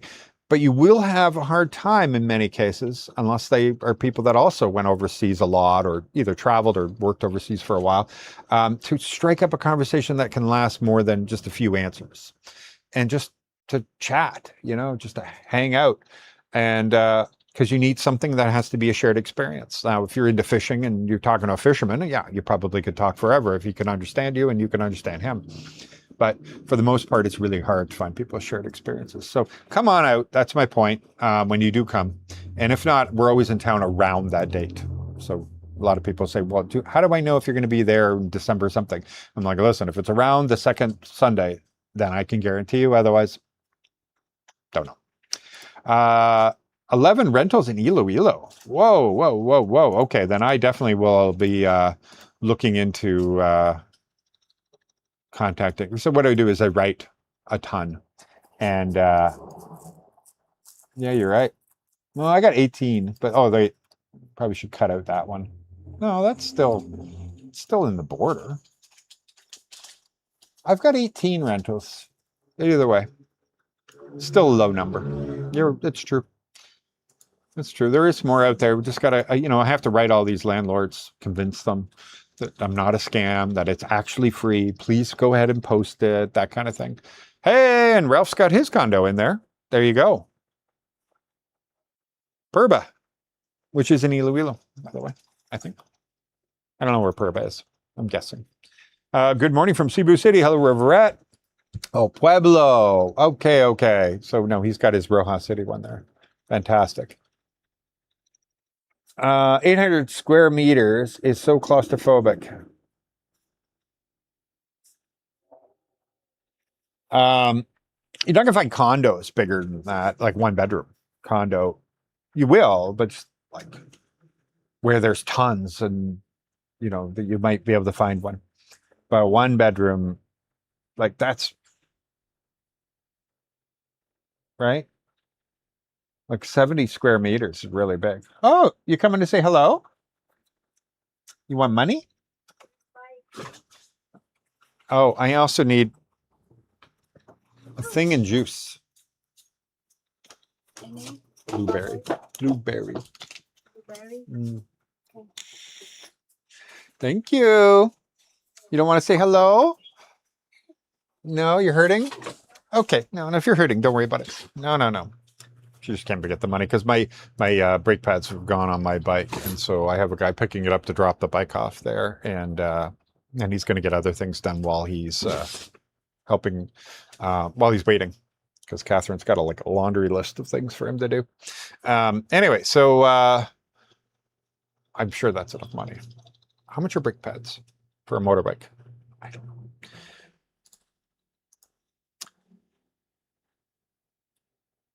Yeah, so the bigger places still exist. There are houses and stuff like that. Like, look at my last video there that I put up. That house is fantastic. It's enormous for 35,000 pesos. Like like he's gonna have. You want to make it look like a resort, you're gonna have to spend some money. But man, if I had that, I would spend the money. I would I'd put $1,000 into that place. Man, that'd be a working pool, and it's for $1,000. It's like getting $10,000 worth of work done back home, right? So yeah, I'd do a long contract and say that this is my place. Catherine, even when she saw it, she was thinking the same thing. She's like, how come we didn't get that out? And I'm like, I didn't know that existed, that rental, or I would have rented that. It's like right there by the beach too. It's so close. I hope to make it there when I quit sailing. Fantastic. Well, you could sail here too, you know. Not here specifically. What about real estate on Facebook? Oh, so many scams. So my site, we do pretty good. We get very few scams, very, very few. But I have a good spam blocker. So when I go to it, the list is like this long of how many people I've caught because of my algorithm I built into it, that it actually scans everything, looks for patterns. And so I have to go every day and go through and improve listings, right? And I could, I go through it and I can figure it out. But then every once in a while, somebody will write me and they'll just be like, this is clearly wrong. And sure enough, they're right. And so then I can make sure they are added to the ban list as well. But I also, every person who signs up as a landlord or an agent, their IP address is logged. Now, they can use VPNs, and I know all that, but I already have their email and I have IP and all that, so that I can ban them, right? And then when they try to create another email, oh, no. But otherwise, they'll have to switch to a different country on their VPN and get a new email. So I'm just making it so much harder. So I think we do really good. But Facebook is almost all scams now. I'm sorry, but I don't mean to mean everything on Marketplace is a scam, but it's just incredible how many scams, how many fake profiles, how many fake content creators now exist on Facebook. They're because they make money off of it, and it's just so obvious, but people are falling for it left, right, and center. And I'm just, as somebody who's in AI, I realize I probably have a different set of lenses in front of my eyes. And so when I see them, I'm like, I know that's AI. This is all bullshit. This is all. And to somebody who doesn't really know much about AI, don't really know anything about AI, maybe it's not as obvious to them. Because I'm like, how low IQ can you be? This is so obvious. But it may not have nothing to do with IQ. It's just the fact that they don't have that same level of introduction or whatever in their life of AI, where I keep up. Man, I am I watch every podcast that has anything to do with everything to do with going on with AI, because everything's going to change. I saw one yesterday that made the most sense, is that by the end of the next year, 10,000 agents that will be incredibly smart. They're already incredibly smart, but just every month, it's just incredible how much more smart they get. And so think about it, in 1 year, they're like, so if I came up to you and said, okay, here you go, 10,000 employees, they start tomorrow, what would you do? What could you do? And the problem is it doesn't matter that you will have the power of you can have 10,000 employees tomorrow. It's that you wouldn't know what to do with them. And so it's not like it's equal for all. You need the most creative people that are going to come up with something that they could use 10,000 people and put them to work the next day effectively. Give them something that all 10,000 can do. That's a crazy number, crazy thing. And it really does put context into it. What do we got here? Normal rifle range in the U.S. is East LA, 1980s. Yeah, geez. Awesome blog, live stream. Oh, my thoughts and best wishes for Kat and your family. Thank you very much. Thank you very much. Trust fund is cancer. Yeah. Yeah, it's hard to appreciate things when you never had to do work for them, right? And you never worked in his whole life and never did anything other than work front desk at a hostel because he had to trade it for a bed, even though he got money. And then when he ran out of the trust fund thing, he he convinced the government he had a bad back, and so the government of Canada gave him money, and then he just spent it in Peru and everywhere he could get drugs really cheap. And they would think he's in Canada with a bad back. Crazy. I had something like that in my family. Yeah, thank you very much. I didn't realize we're at that point in my comments. See, I fall too far behind, eh? Good morning, Mike. Mike from Cavite, enjoying some sunshine here today. Fantastic. Good. We've had sunshine every day. Thankfully, I'm on Windows. Woo! Thank you.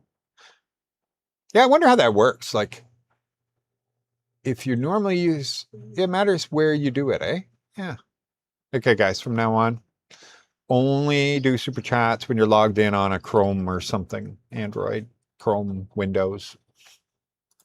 Just kidding. Kind of confusing watching one versus the other, but still want to say, dig your content. Thank you very much. Thank you. Yeah, you only have to watch the vertical like this. It's just now they introduce it to way more people, making it vertical. What the heck is all this? I got like all these. Oh, you retracted it. I don't know if you did actually give me those $2, but I'll just click this one. I think I fell behind, and that's absolutely my fault. I'm sorry about that. 50% tariff on Canuck merchandise. Hey, yeah, right. I don't even know. What does merchandise shipped out of Canada go for? I don't even know what these tariffs are. Could be.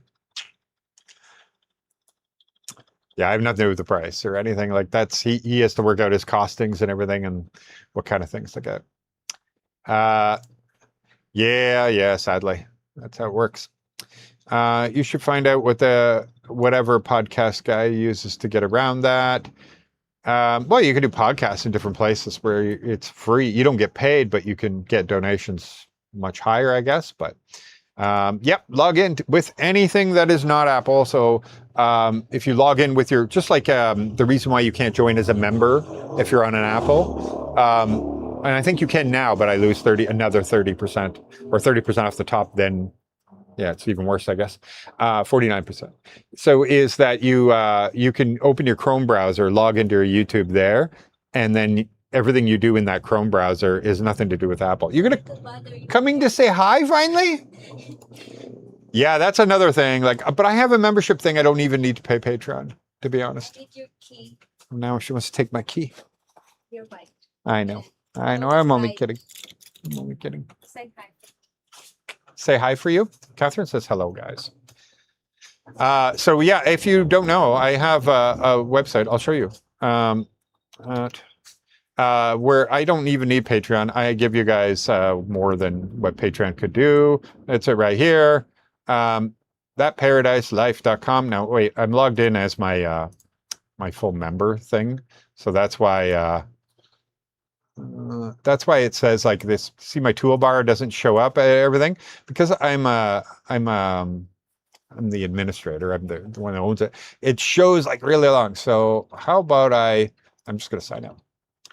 Ta-da! There we go. Okay, that's what you guys see. You don't see all that. So see how it fits now properly.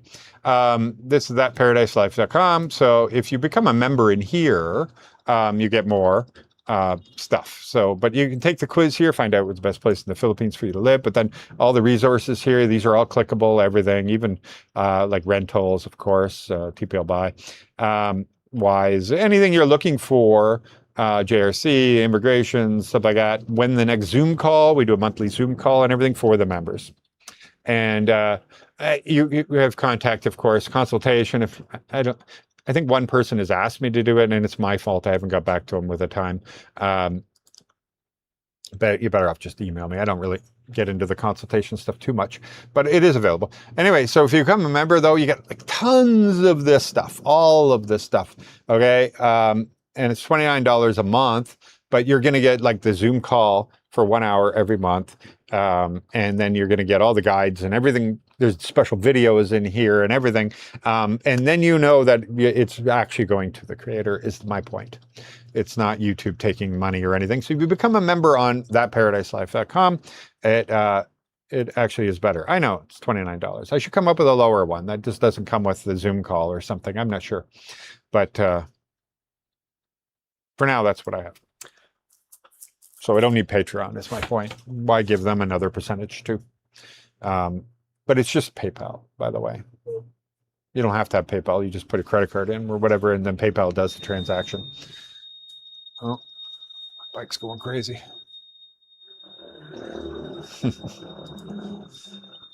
Anyway, my brakes are like literally squealing on that thing. Poor guy. Not gonna enjoy that. Yeah, there you go. There you go. Benadryl, I've tried all that stuff. I've tried that and the what is it called? The Sleep Bees or NyQuil Zeds or something or whatever it's called. I can't remember what it is. I've tried all that stuff. And I've tried just using the what's the natural thing that your brain triggers? It's oh, see? Wow. I only got 3 hours sleep last night. I did take a pill because I knew I had to be up. Totally sure people going from Florida. Yeah, that's why you got to use the charcoal toothpaste. Best way to donate it. Yeah. So the buy me a coffee thing, I used to have that, and they banned me. Not because of anything I did, but because they said that one of my people that was donating used a stolen credit card to donate to me, and made like 3 $10 donations over a month with this stolen credit card. And I even knew who it was. And she's like, I don't know what you're talking about. That's not a stolen credit card. It's my credit card. But anyway, they banned me and they won't even, there's no appeal. There's no nothing. It's Stripe that owns them. And so that was it. And I was like, well, that's dumb. So I don't have it anymore. I didn't do anything wrong. Yeah, you could do it. I just want to be a beggar thing. Like I said, I'm not looking to get people to, yeah. You know what I mean? I'm trying to be, it's great that you guys are already like watching me and everything, and I appreciate that very much. And yeah. Thank you when you guys give me super chats and everything. I appreciate it very much. Comments. Listen, you want to help out a channel. A lot of people say like, Michael, you have so many more subscribers than Joe Go Wonder. Why does he get like twice as many views as you on every single video? And the answer is comments, right? Even when he had like 2,000 subscribers, he'd have 100 comments on a video in the first hour. And so that is why it does not matter. So if you look at his videos, the only difference is that in his first hour, he has already 100. By hour 2, he has 250. And then by 4 hours, he's at 300 comments. Now, only the craziest videos I've ever had have ever gotten anywhere near that level of comments, right? Like it has to be like real shocking, to get that many comments. And so that is the answer. It's called engagement. YouTube loves it. So if you want to help out a channel, little less, obviously this helps here, but on a normal video, comment anything you want. Hi, Michael, how are you? Anything. How's the weather? Anything. Comments. They help so much on regular videos. We don't talk about my ex, and no, we don't talk. She's very happy. She's got a relationship. I'm in a relationship. There's no reason for that to be anything.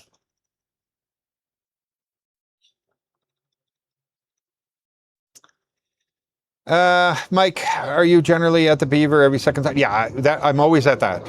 I'm always at our expat meetup. Not every second Sunday. Oh, wait. No, the second Sunday of every month. So like the next one is the 13th or 14th. I just don't I just don't hang out at bars. I don't have enough, you look like how much I put into videos. Facebook has tons of my videos too, like every day I'm uploading. And I got a family.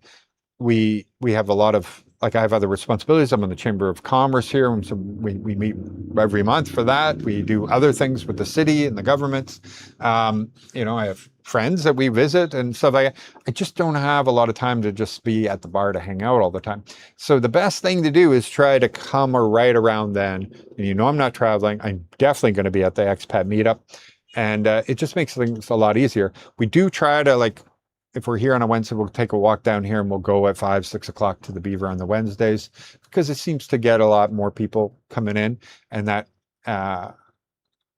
it seems to be, a good night day. I don't know. It just works, but it's hard. It's not, when we were running it, we were always here. It made sense, but not so much.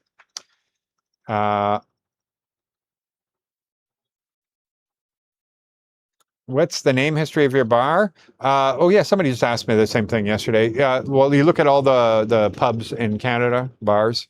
It's Moose, Beaver, or Goose, right? Or the Canadian Goose. Those are the three because they're on our money, right? You have a Beaver, you have the Moose, and you have that.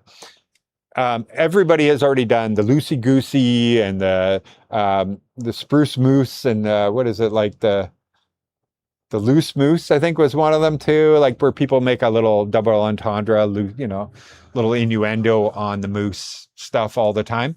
And I was like, I'm going to do one with the beaver. Like it's the only one, like, yeah, there's plenty of places in Canada with the beaver already. But I was like, when you think of a beaver, you think of Canada anyway. And you can make that double entendre, making the beaver look like a girl and everything. And then we think of as beaver as a funny thing. They don't here, by the way. Literally, you know what they call it here? Pookie. If I called it the Pookie Bar, it would be considered me saying what we think that you guys are thinking that is. So when we go, oh, Pookie, that's a different word here in the Philippines. So, but yeah, like for the expats and everything, they get a little bit of a laugh out of it. But yeah, those are the three. You got the Canada Goose, the Beaver, or the Moose. And what are you going to make fun out of all those that kind of have? Those are the three symbols of Canada. The maple leaf, but that's not fun, mascot and all that stuff. So those are the three, and the moose is kind of already overdone. Can't make a sexy moose either. Not as easy to make a sexy beaver. So that's what I did. Okay. Good night. Thank you very much. Sorry about that. This is running long. Always runs long. It's okay. I enjoy it. I listen. I love. I do my best work when I'm asleep, and I love nights. That's another big problem of myself that I have to stop doing that.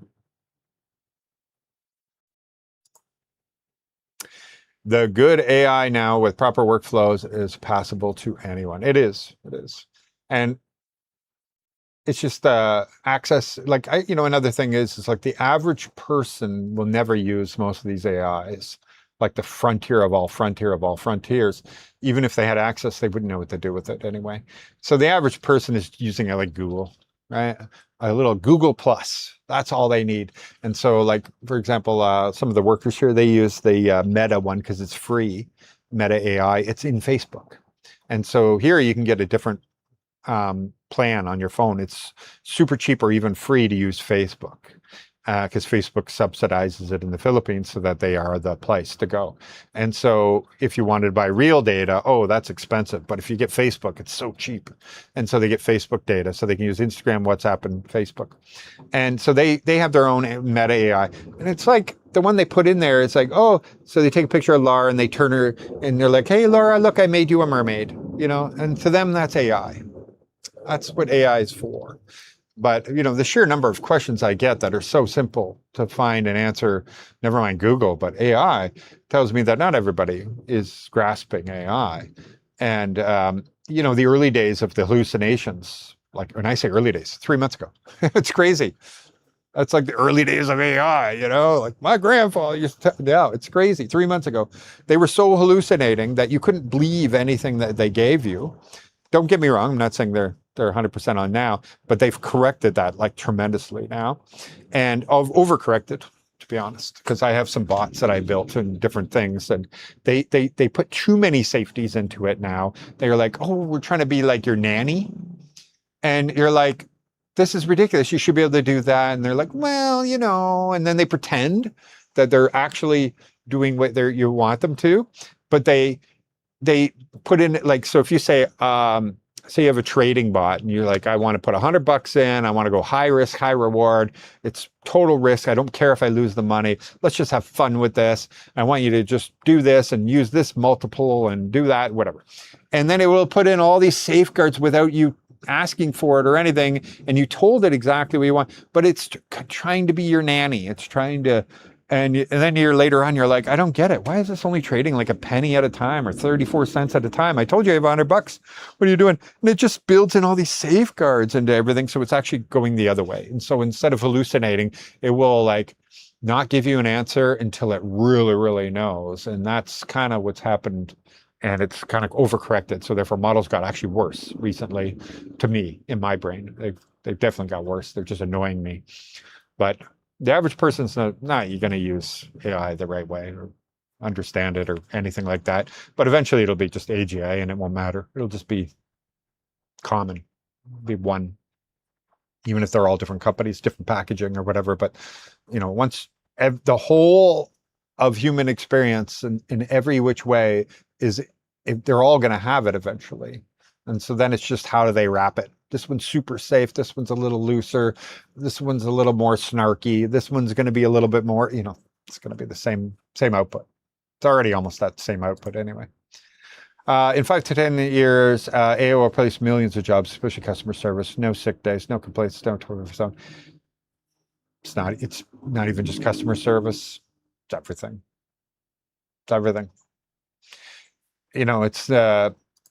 It's the same reason that economics is everything. So when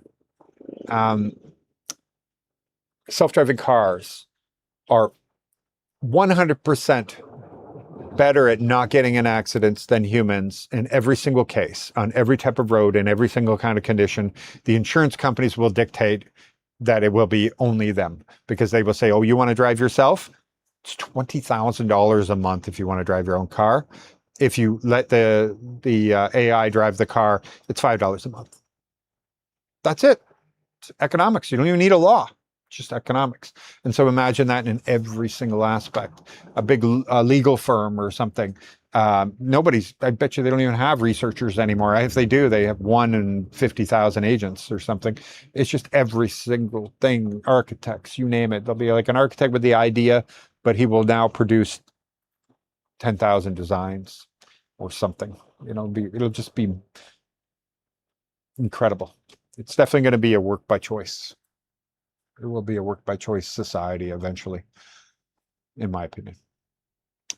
No, they will not. They will not. They will not. They will not let them. No, they decide what's allowed and what's not allowed. So I am on Streamlabs. This is Streamlabs I'm on right now. I know you could put the link, but then it's like this whole thing. And then the reason that Facebook or YouTube does well is that everybody already has a YouTube account, right? So, and once you give one super chat to one person, well, it's easy to give super chats to everybody else. You do a Streamlabs or something now, while they're watching, they got to go to another site and then they put in their credit card information while they're watching. They're going to do all of this stuff. And so if you're not in the streaming community, not a lot of your viewers are going to be set up on Streamlabs. And so therefore it'd be like a whole process. I'm not here to make anybody's day horrible so I can make $5. And, I appreciate you guys very much. I love your super chats. Appreciate it. But I do not want to make you work for it more than you have to. Hi, Mike. Me and my Filipino, I've been watching you since day one. Oh, crazy to see how much you've grown into your channel and your knowledge here. Come to the north sometime. Oh, where is that? Tugario City, Cagayan. Cagayan, what? Not Cagayan de Oro, though, because that'd be south. You said north. Where's that? Where is that? Let's see.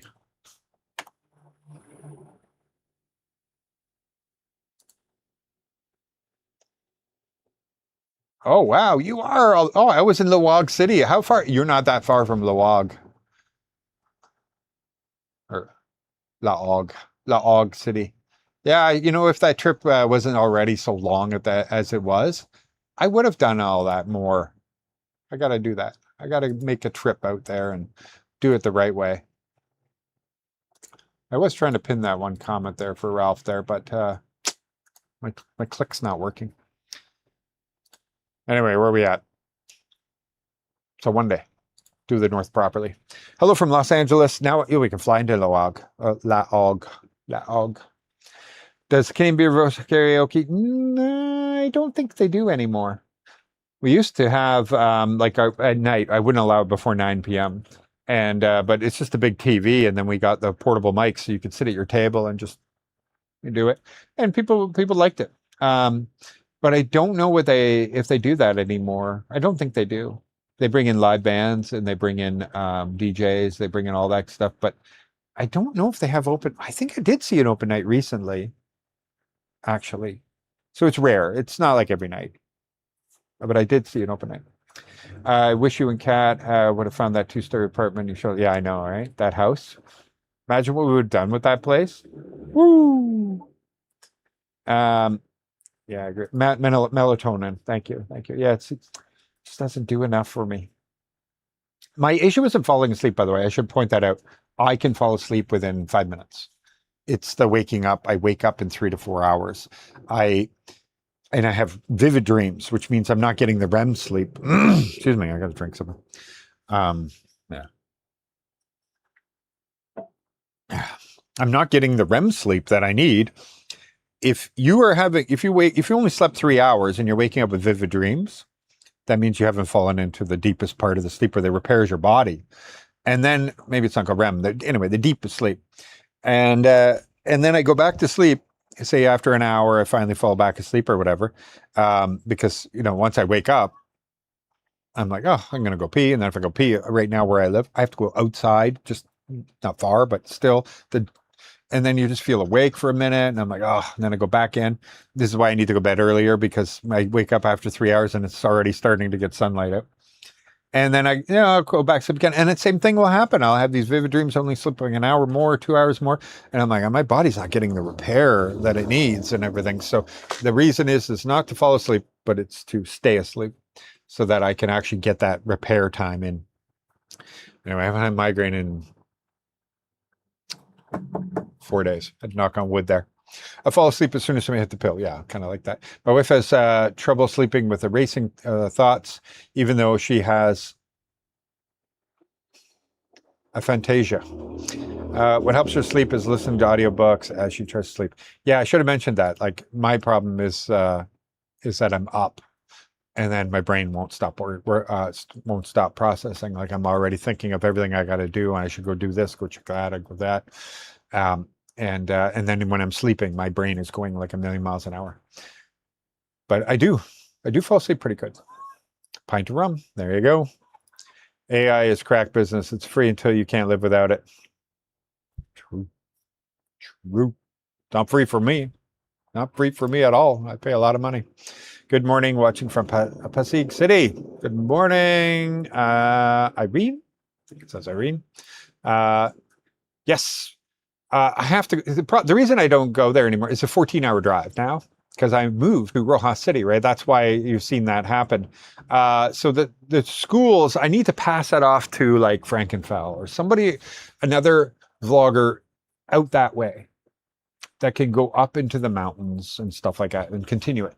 I'd like to do something here in Rojas City, Capiz, not Rojas City, but in Capiz, into their far-flung schools.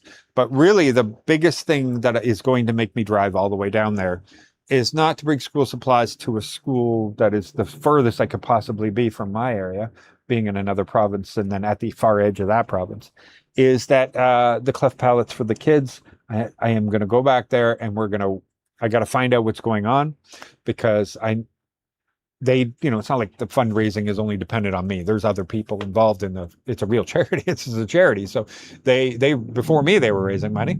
Find out I know the goal was $60,000 for 100 children to get the surgery. And last time I saw on the GoFundMe page, it was only like $10,000. Now that's one avenue, right? The GoFundMe was only one avenue. Many people donate direct, so that there's less fees involved and stuff too. So I got to figure out what's going on with that, because that has more of an impact, believe it or not, than just giving microscopes and computers and stuff like that to these far-flung schools kids. 100% needed, but like, we're changing a life here with the surgeries for these children, and they will never go see a school to ever learn, to ever need these things, because their parents will keep them at home because of how they look, or use them as beggars and stuff like that. So that one is far, far, far, far more important to me. So that is my one thing that I will do the 14-hour drive for. We'll figure it out. Would you visit Naga City, Bicol? My parents want to sell their home there to get back. Yeah, right now I don't have any plans to go to Bicol. Right now we just got to get Catherine better, and then we have to get ourselves back to Sipalai, just like this guy said. So we will go to Bicol. Just keep an eye. We give people enough notice when we're going to go off and do something. At least you get some time to say, okay, you're going to my area, go this way. You know, it's a half hour out of your way, an hour out of your way. Good morning, Mike. I'm glad Catherine's feeling better. I'll be in Negros in October, starting out the new year. Boots on the ground. I'm going to have to go check out that offer in Supply. We will be there also, giving it serious thought. We're going to stay 3 nights and feel it out, try it out. Never say never. I love Rojas City, but never say never. So that was our plan. We were supposed to be there last week. Didn't happen. Look at this. I got a maple leaf. $10 super chat with no super chat. I guess we call it super sticker. Wow, look at that. Let's celebrate the 3rd super on a live stream. Oh, look at that. This is my 3rd ever of just a sticker like that. Wow, thank you very much. Canapinos, thank you. Thank you for being a member too, honestly. It's really awesome of you. That's why you got the purple star on there. Very appreciative. You guys excuse me for 1 minute. I gotta go use a little voice. I'll be right back. And I'll move this up so you guys can look at the beach. I'll be right back.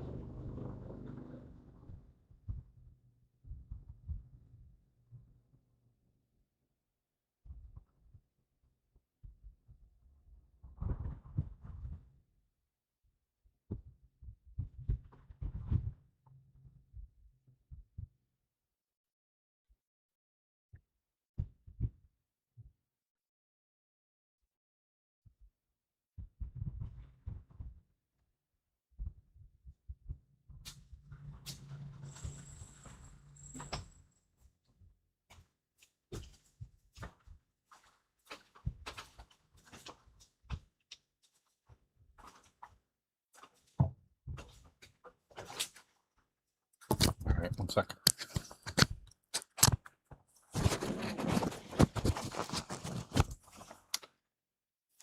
Once again, thank you for the super chat. That's awesome. Thank you. Thank you. Thank you. Thank you. And where are we? Make sure everything's working. In the middle? Nope. Over here. There we go. The vertical one, man. If you're not watching on the vertical and you want to watch the horizontal, it's available in both. Just go back to my channel. You'll see it in the live streams. There is another. Only 85 likes. Are you kidding me? 211 watching. And really, it's been, it's not even that. Like 211 is simultaneously watching. Not since the beginning. There's been 2,176 of you watching. And only that many likes. That's really sad. But I did just take off for a minute, so people probably went, oh, okay, bye. Totally regular and normal. Okay, I'll let myself Hello. Okanagan, BC. I said that totally wrong. What AI use? I use terminal. Gitbash usually is my preferred way, but then I also use the browser ones because if I just want to drop an image in spreadsheets, whatever, that kind of thing, I put it there, have it there, and then say, okay, now give me for my coding bots, right? So, yeah, but I was like, I still have Anthropic, but I'm ready to drop them. I'm just so mad at them. They are the ones with the biggest restrictions. They are the ones that are trying to be the nanny. They're the smartest, don't get me wrong, but like, I'm just sick of arguing with my own AI. I shouldn't have to argue with you. Just do it. Shut up. Like, I'm not asking for anything illegal. I'm literally, it's my own money. I can do whatever I want with it, sort of thing, that kind of thing. And it's so annoying. And then what I'll do is, like, for example, it'll say something's impossible. And I'll be like, I'll explain it exactly how it's not impossible. And then it says, oh yeah, you're right. I'm wrong. And I'm like, I didn't, and it'll say, I didn't look it up. I didn't do this. And I'm like, well, then what am I paying you for? What do you mean you didn't look it up?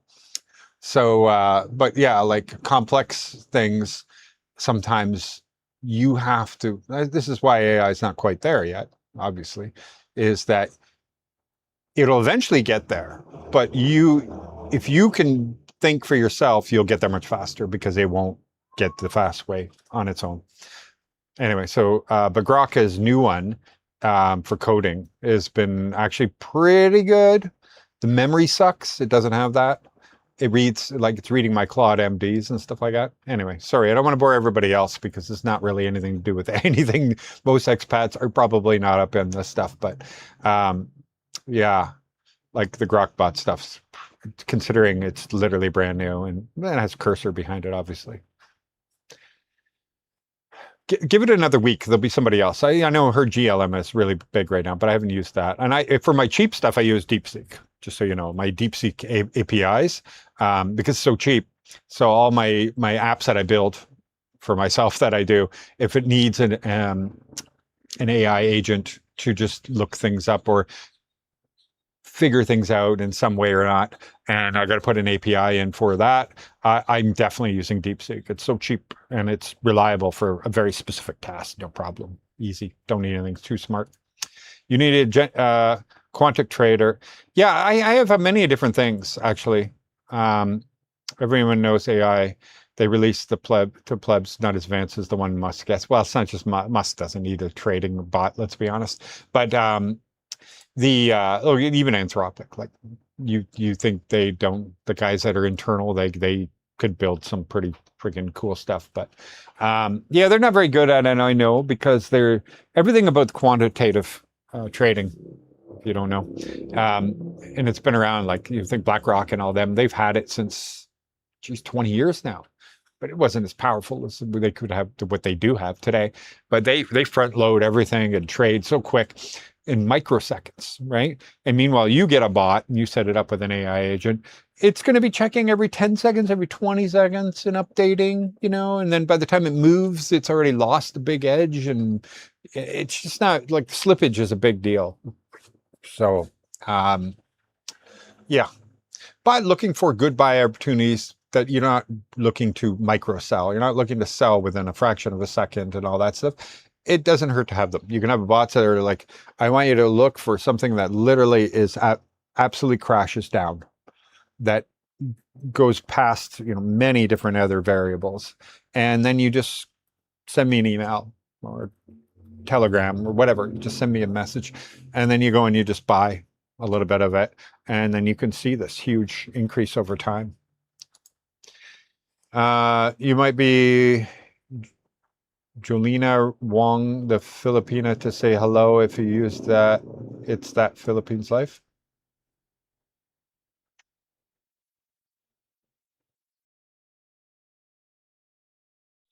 I think that was probably meant to be written out a little bit different, maybe.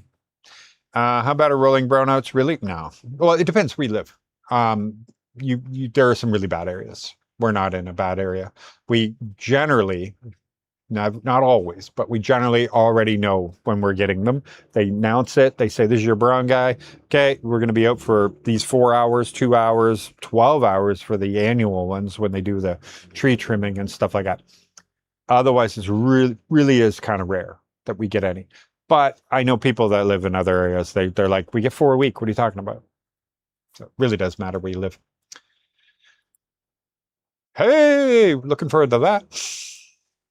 Hi, Michael. How's everything? Got an SMDC condo in front of SMDC Mall. Who was that interior decorator who decorated that one you showed in the channel? If you write me, I'll give you Ralph's contact. Ralph is, if he's still in the chat here, he's here. That's Ralph. The same one that's making my shirts and hats in Canada there that he's going to, if you order them, yeah, he'll get it. So that's him. So yeah, if you send me a message, I can say, okay, here's Ralph's Facebook, send him a message. Have you tried turmeric before bed? I will try that, actually. I don't mind turmeric, so it doesn't hurt. Some people will be like, you do this, and I'm like, nah, I don't think I'm going to risk it. That's turmeric. I can do that. Try anything. I do still have to go to bed earlier. That's the key. Stop staying up so damn late. Okay, thank you very much. Thank you.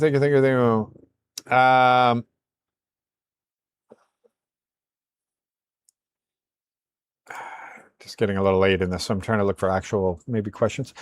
Sold up in UK, came to Thailand February on retirement visa, now split with a girlfriend after 6 months. Attempting to go to the Philippines, but tied in here with health insurance and visa for the next 6 months. Thailand hard. I probably would be splitting my time and moving around if I had met Catherine and everything worked out this way. I'm, Thailand, Vietnam, Philippines, that kind of thing. Do love the Philippines, but I think the reason I fell in love and everything, it kind of makes sense. Like Philippines I love it for all those reasons. Look at this, a hot dog. Hey, Trenton Johnson, thank you very much for the hot dog, brother. I just finished saying I was my third ever, and now you just gave me my fourth ever. Appreciate that. Rush, Deep Purple, Soundgarden, Iron Maiden. Yeah. Yes, I know. Coming to Manila, right? Is that the one? Nope, nothing screws that up, but I heard that might be coming to Manila. I'm looking it up. It's going to England. Oh, it's just England. Okay, but there's something that somebody said.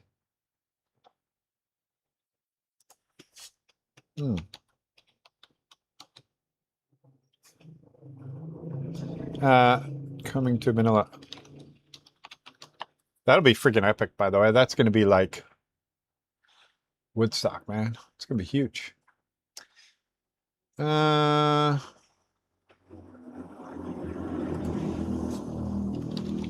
did I think there was something like that coming to Manila, though?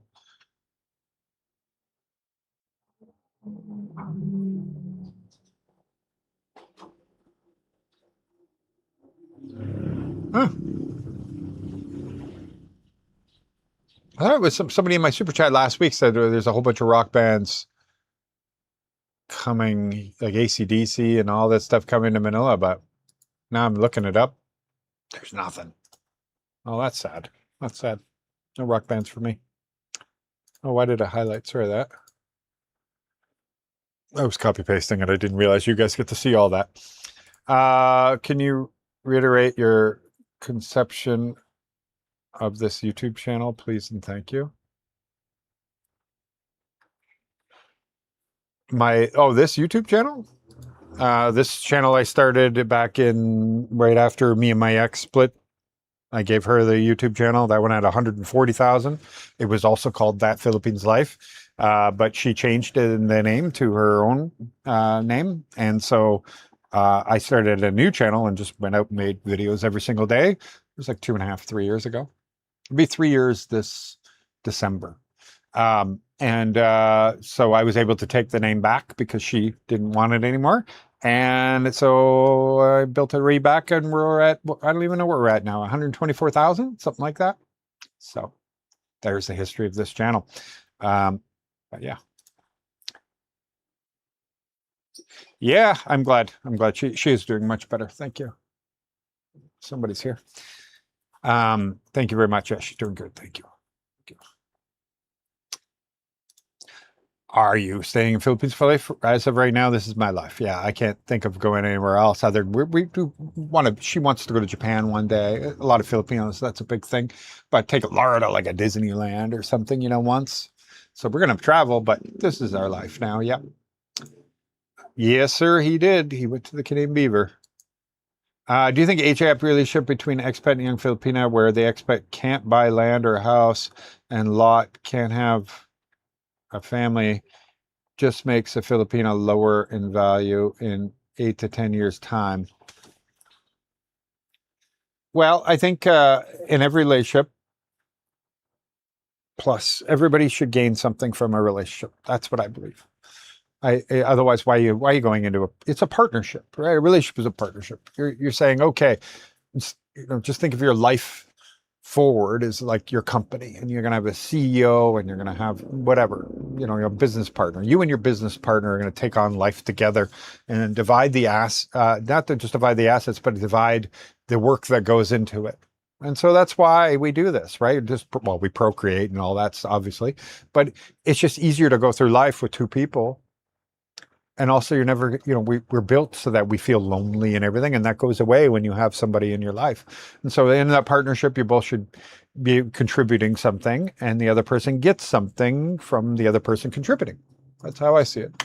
And so in 8 to 10 years, no, I've met people, sorry, I had to refresh that. I don't know why, just aired out on me. I like Catherine, for example, like in 10 years for me, like she's age gap, I guess. She's not twice my age, or I'm not twice her age, I mean, but still.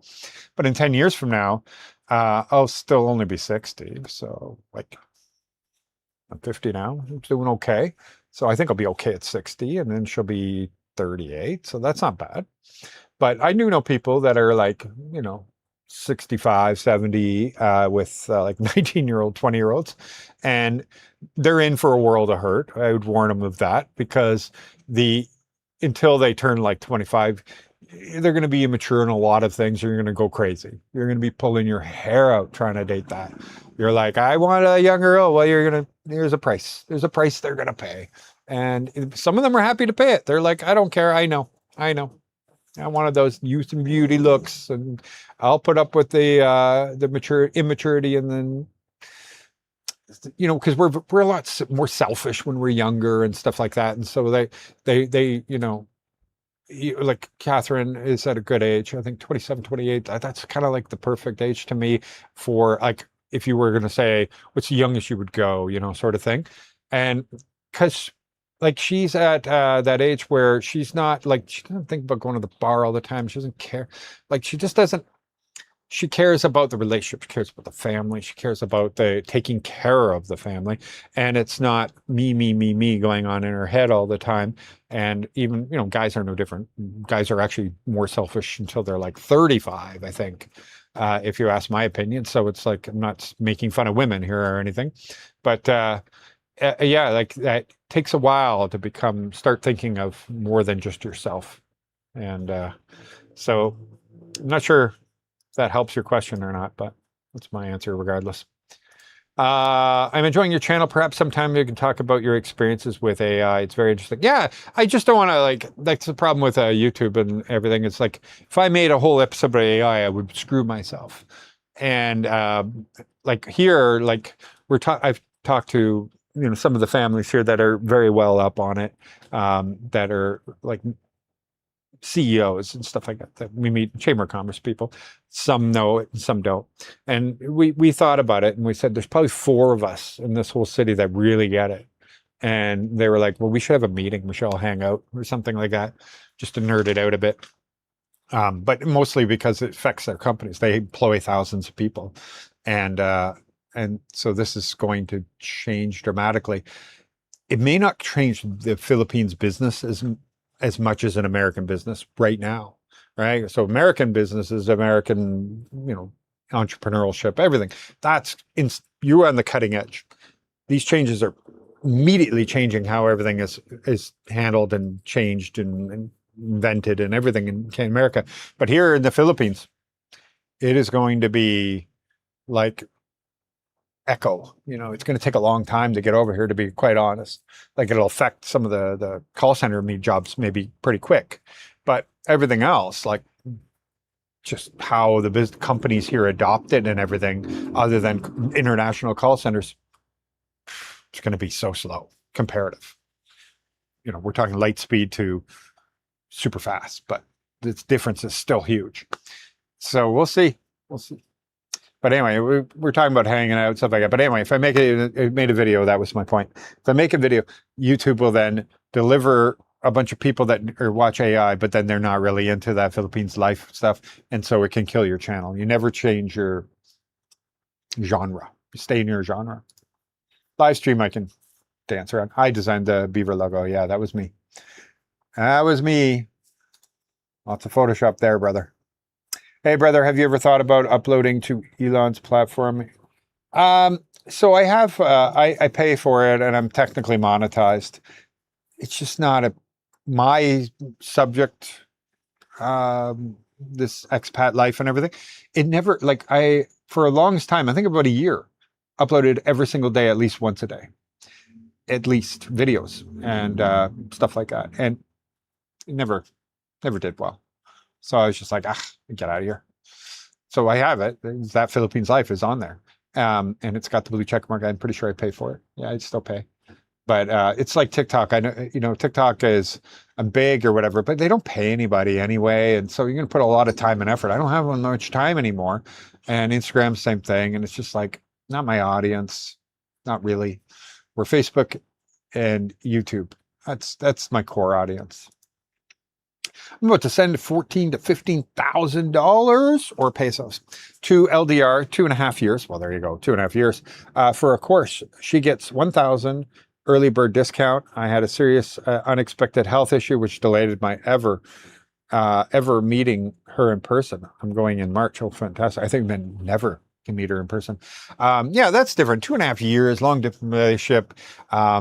You know, our friend Cy and Tony here, like Tony, he had to go back to America to work. And so anytime Cy is visiting Catherine, like her phone is 24/7 live streaming when he's not at work. So like I walk in and like she'll be there chatting with Catherine and the phone's just sitting over there. And I'm like, oh, hey, Tony. They go everywhere together. I go everywhere together. Like there's definitely no, you know what I mean? Like, I don't like that. But when I was 14, I used to do stuff like that. No offense, Tony. I know you're 24, but when I was 14, I used to be like, oh, we got to stay on the phone all the time together. But you guys are like lovesick, man. You gotta spend 24 hours a day live streaming each other. I got to take care of my kidnappers. Exactly, Kuya. Kuya Steve right there. Catherine kidnapped me. I got to take care of her. That's how it works. Have you watched any crooks? Potentially. Sometimes I don't remember the names. I watch a lot of AI podcasts, but you know, Spotify is my thing for that because I can do other things. So I'm listening to. But yeah, like Dwarkish, and I have so many, but I don't have time to look it all up, and I don't want to bore them. I'm really worried about boring my audience. I don't want to do that. We're hearing a lot of Americans and Europeans leaving in droves because of the issues of the Philippines government won't do anything, like taxi scams and tourist traps. Nah, like I think social media makes things seem that way. And I think if you're like in all cases, when you come to the Philippines, there's a bit of organized chaos going on and everything, right? Like it's not dangerous, but yeah, taxis rip you off. There's different things, right? Like not always, by the way, Iloilo, excuse me, Iloilo, they always use a meter every single time. There's several places, but Manila's just gotten a bad habit of that. But people, you know, learn and they just use Grab. But it's been like that for years. Like I first came to the Philippines, scam me every time. No change, never change for 1,000 pesos. They use the meter, but then they say no change. And you're like, what? Where am I going to find change? That kind of thing. You know, like it's like an intentional thing. It happens too often to say, oh, that's real. And it's funny because I come to the provinces, everybody always says change here. I do not need to carry a bunch of small bills here. Why? I'm in the provinces. You think people have less money? Nope. I can pay with 1,000 peso bills everywhere here. And no one ever has problems with change. Funny how that works. Manila, good luck. Everybody doesn't have change. But yeah, so I think when people come here, you come with that patience or whatever, like just like if you went to Costa Rica or you go to Mexico, you went to Cuba, you went to Dominican, you went to so many other hot climate countries that, you know, that are economical. You come here with patience, and some don't.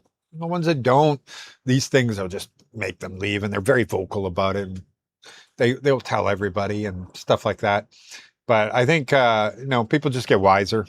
So you get scammed a couple times on these little things, and I don't think you don't give up everything just because of that. I don't think. Now, if you got your house broken into every week, yeah, you get the hell out. You get house broken into probably twice. You know, one time you'd be like, oh, that's weird. Twice, I'm out of this place. You know, like that would be it. But it's so rare here, so I don't think so. And the tourist trap stuff, it's like, wow, yeah, but if you go anywhere, anybody's tourist trap is going to have, you know, like a lot of them, man. Like especially countries where the cost of living and the amount of money people get paid is low, and you go to a tourist place, there's going to be people hustling. You know, they're all going to try to find a way to make more money, and because it's like, you know, it's hunting grounds for that. So no different if you went to Cancun or you went to the Mayan Riviera and you're going to all these other places. There's somebody there trying to hustle and make more money. I think so. I don't think they're running away though. Thank you. Happy to meet you. Thank you. Thank you. Thank you. Even a simple task of new membership over YouTube is like a contract. Yeah, of course. True. True. Can you buy foreclosed property for a deal? They're okay deals. Yeah. Yeah. All the banks have them. Just go to the bank. Go to RSBC, whatever it's called. Go to BPI, go to BDO, ask them for, like, they'll go to that branch. Just say, what do you have for foreclosure? And make up a deal with them, sure. It's actually not that uncommon. Hi, Mike, longtime followers from Dubai. Looking forward to meeting you in December. Fantastic. Looking forward to it, too. It looks like a lot of you are going to come in November, December. I love it. I'm 72. My Filipina's 38. There you go. It's working out fantastic. And honestly, I already talked about this. Like, 10, 20 years from now, like they'll probably figure out aging. So, you know, it's, I don't know, I'm not guaranteeing anything. I don't know anything. What do I know? But let's just look at progression of technology and how everything works and science and what they've already figured out and what they're curing now and blindness and everything. There's been, you know, Alzheimer's and all kinds of stuff's going on right now. Regrowing teeth, regrowing things that they never knew they could grow out. And they can grow organs in petri dishes now. There's so many things. Just give it 10 years of massive acceleration due to AI. That age gap may not matter. May not matter that much long. Hi, Mike. I've been following and watching you for a while now. I'm living in Manila for 3 months. I enjoy your videos. Thank you. They helped me transition you here. Thank you very much. Great to hear. Traveler Files. I'm thinking, of course, you probably, with regard to basics on this channel, is simply a more important vlog for the mature viewership that's beyond the party and into the human condition. Yeah. You look like a cross between Harrison Ford and Sean Connery. Handsome and classic. Well, thank you very much.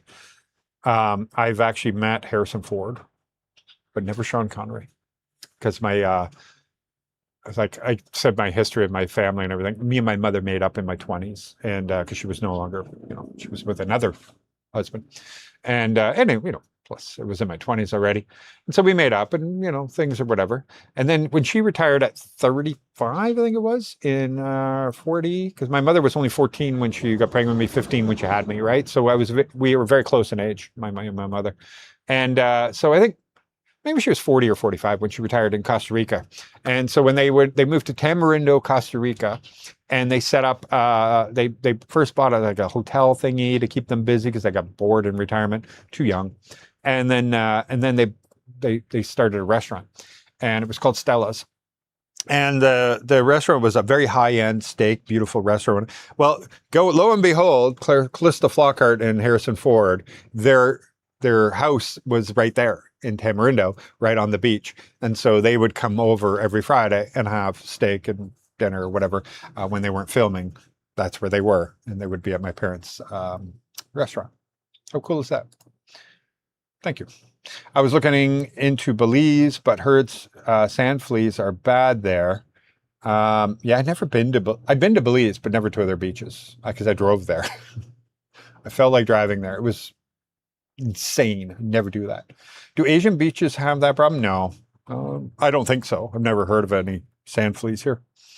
I think they're just too wet here because the tide comes all the way up. So maybe not just here. Other people should answer this because I've been to many beaches. I've never seen any. Doesn't mean they don't exist though. That's the only thing I worry about. Hey brother, good to see you. I met with my twin brother in Boracay back in January. I met you with my twin. Oh yes, I remember you. Awesome. Glad to see you. Thank you. Niggy Niggy New News. Yes. Guys, if you go to Boracay, you got to go to Niggy Niggy New News. That is where everybody is. So anyway, you're coming in Rojas in January. Fantastic. Come. Make sure you come around the second Sunday. Okay? Please come around second Sunday because then I know I will be in town. Although in January, we still haven't decided what we're going to do for New Year's and yet. Christmas, New Year's. What are we going to do? Where are we going to go? We have to make that decision still. And but generally, like you're not going to want to travel much probably right after that because you'll probably just be coming back from something from New Year's or whatever. Provinces is not where you want to be on New Year's. I'm going to be honest. Okay, guys. Okay. My voice is going. You guys are awesome. I want to thank you so much for all jumping in here. Appreciate you guys so much. Oh, here we go. Somebody here says sandflies are a big problem in Chupon area near Nana Beach area. I remember. Huh. And I don't know where any of those places are. Huh. Good to know. But yeah, never have any bugs or anything. Like I said, here it makes sense. The tide comes up twice a day. So it comes all the way up and goes all the way out and soaks everything. And that's why you see the dark sand. And then meanwhile, if I lift it up, it's light sand. It's dark because it's wet, right? So we don't really have anything there. Yeah, Sean, just to be clear, like it's only because I didn't know his camera was on because he turned everything off so you never know if you're being recorded. And so I was waiting for the camera to turn on. So that was the look on my face. Look on his live stream, I acted normal. But then when he said, hey, you wanted me to film, and he puts it in he doesn't have a holder or anything, so he holds it in his hand. Nothing works. He has the same camera as me, but he turned it all off and made sure the lights don't flash and the beep doesn't happen and the screen doesn't come on. And so, I get it. Like for him, this way he can put it here and walk around and nobody knows they're being filmed, but it's so dangerous in this country. So dangerous. That was the problem when he had the clip-on camera. Like he's going into big businesses and you got OJTs that are high school students and he's filming them, and he's like putting them on their thumbnails and stuff. And I'm like, damn, man, I thought he got away from all that, but now he's just using one of these cameras doing the same thing. So he's got to be careful because the laws here, like you can't film not even in public. It's not America. You can't film in public and literally be hiding the camera. Like it's one thing to do this and then just you'd be able to defend yourself at least in court saying it was obvious I'm filming, like this. And they come up and they go, hey, behind your camera. And they get into your camera inadvertently. Well, you could probably win that, right? They'd be like, they knew I was filming and it looked obvious I'm vlogging. But if you're palming it or putting it there and turning everything off so that you can't even tell it's recording and the lights even been covered so it doesn't flash or whatever it is, it's too dangerous, man. They will get you here. So that's all I'm going to say. But anyway, that's why I had a weird face. So I thought I was waiting for it to turn on. I was like, and he's talking and I'm like, but your camera hasn't come on yet. And then once I realized, I'm like, okay, guys, good. Thanks for supporting Scotty. I didn't know what to say, but he didn't ask me anything. So, oh, look at that. They had sand fleas at the beach in El Nido. I wonder if it's like a seasonal thing. Because I had none. When we were down there were none anywhere. So maybe it's much like, how we get the flies here. Once a year, you get that change of the two weathers, I think it is. And you notice it more when you have a restaurant, obviously. That for like a week, there's just so many flies. You friggin' fly traps. You have to put them everywhere just to capture them all. And it seems like they're endless. And then one day, like a week later, they disappear. And you don't see them anymore. So Anyway, guys, thank you so much. You're all so awesome. Appreciate all the support. Thank you very much for all those who joined and the ones that give super chats and like all the other really crazy stuff that you guys do for me. I appreciate it so much. And I'm going to try, like I said, we're going to try to get Cy, Catherine, and Irene. So the three ladies, hopefully next week, maybe next week, maybe. They're all going to the movies tomorrow night. Yeah, tomorrow night. They want to go see that new horror movie together. They're doing a girls thing. And so I'm going to hopefully next time we'll get them to be here, all three of them, live stream, and we'll let them just go crazy. And you guys drive them nuts with questions, okay? Sound good? Because like you can ask me all day long, but I can't take it from, from their perspective is the most important thing. So. And thank you. Thanks for all the help. There you go. Everybody jumping in. Yeah, it might be like jellyfish season. It comes and goes. The only thing about jellyfish is at least you can tell, right? Like I look on my beach. Oh, no dead jellyfish on there. Like when the tide goes out, if you don't see jellyfish on the beach, they're probably not in the water. 99% of the time they're not. 99.9% of the time they're not in the water. And if you do see them, they're in the water. So I just stay away from the beach that day. Look at this. Brian, what a way to send me off. Thank you very much. $2 super chat. Take off, eh? I'm going to take off. I'm going to take off, brother. Oh, sorry. One more question, I guess, on this. So me and my Filipina, it started like we talked 2 months and nothing about money. And then she got sick and sent me a picture of her in the hospital. And I sent her like $100 and she was very grateful. See, and that's Catherine. It is the exact same thing. I had the same situation. No, we didn't talk that long. We weren't even dating, but she would send me pictures of her in the hospital and be like, in all this. And so okay. And I'd go to the 7-Eleven because I didn't have Gcash and I'd send her the Gcash. Now I just use my bank account to send Gcash. It was a problem. But anyway, and I sent her money and I sent her money for that. And then when she was the homeless thing and it worked out. So it doesn't necessarily mean you're going to lose everything. But $100, she should be grateful. That's a lot, right? For the Philippines, at $8 a day, 10 days. So that's 12 days of pay, right? 12 days of pay you give her on the average, restaurant job, that kind of thing, Look at this. Glenn, thank you very much. Another $2. Appreciate it very much. Yeah. Hopefully everything goes well with you there, Jose, on that. Somebody else brought it up here. Brian also saying, hope you're not getting scammed. I don't think so. $100, that's a lot. But it's not that much, right? And like you said, you sent it to her. It's a little different. But, somebody sends you a picture in their hospital, you've been chatting for 2 months. What are you going to do? You're not going to not send the money. Like you're not also a heartless ass, or you're just kind of stuck in between that. You still want to do the right thing. Still want to be a man, right? So I get it. All right, guys. Thank you. I'm going to click like on these two there. So they got it. Thank you, guys. Appreciate it. See you later. My poor voice.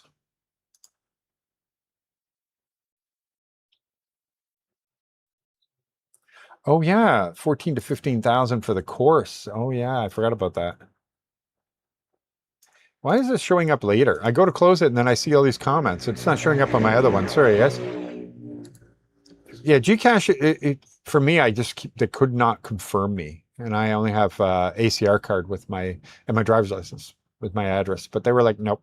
I was like, I don't need you. And I don't need Gcash, to be honest. If you have a bank account, you don't need it anymore. QR codes, I can pay with my bank. My Philippines bank account, I can pay a Gcash, no problem. So I don't need anything else. Made it a bit easier to ask 2 to 3 weeks later. She asked for 36,000 pesos because they need to move to a new place and they had to pay 1 month and 2 months. Wow, she's got a high rent. The average Filipino here, if they're renting, they won't rent for more than 5,000 to 7,000 a month max. Because they can buy land, right? They can buy houses and stuff like that. They can get mortgages from Big and stuff like that. Like they just don't see the value in renting. So that's really, really, really a lot more than I would ever expect. So yeah, ouch, Jose. That's a lot.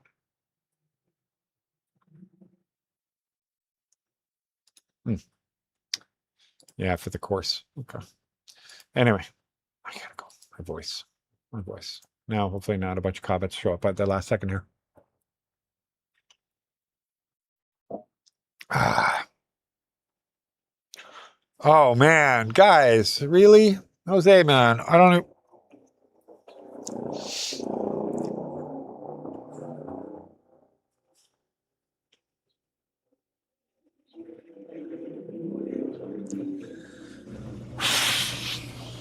Jose, I don't know, man. I don't know.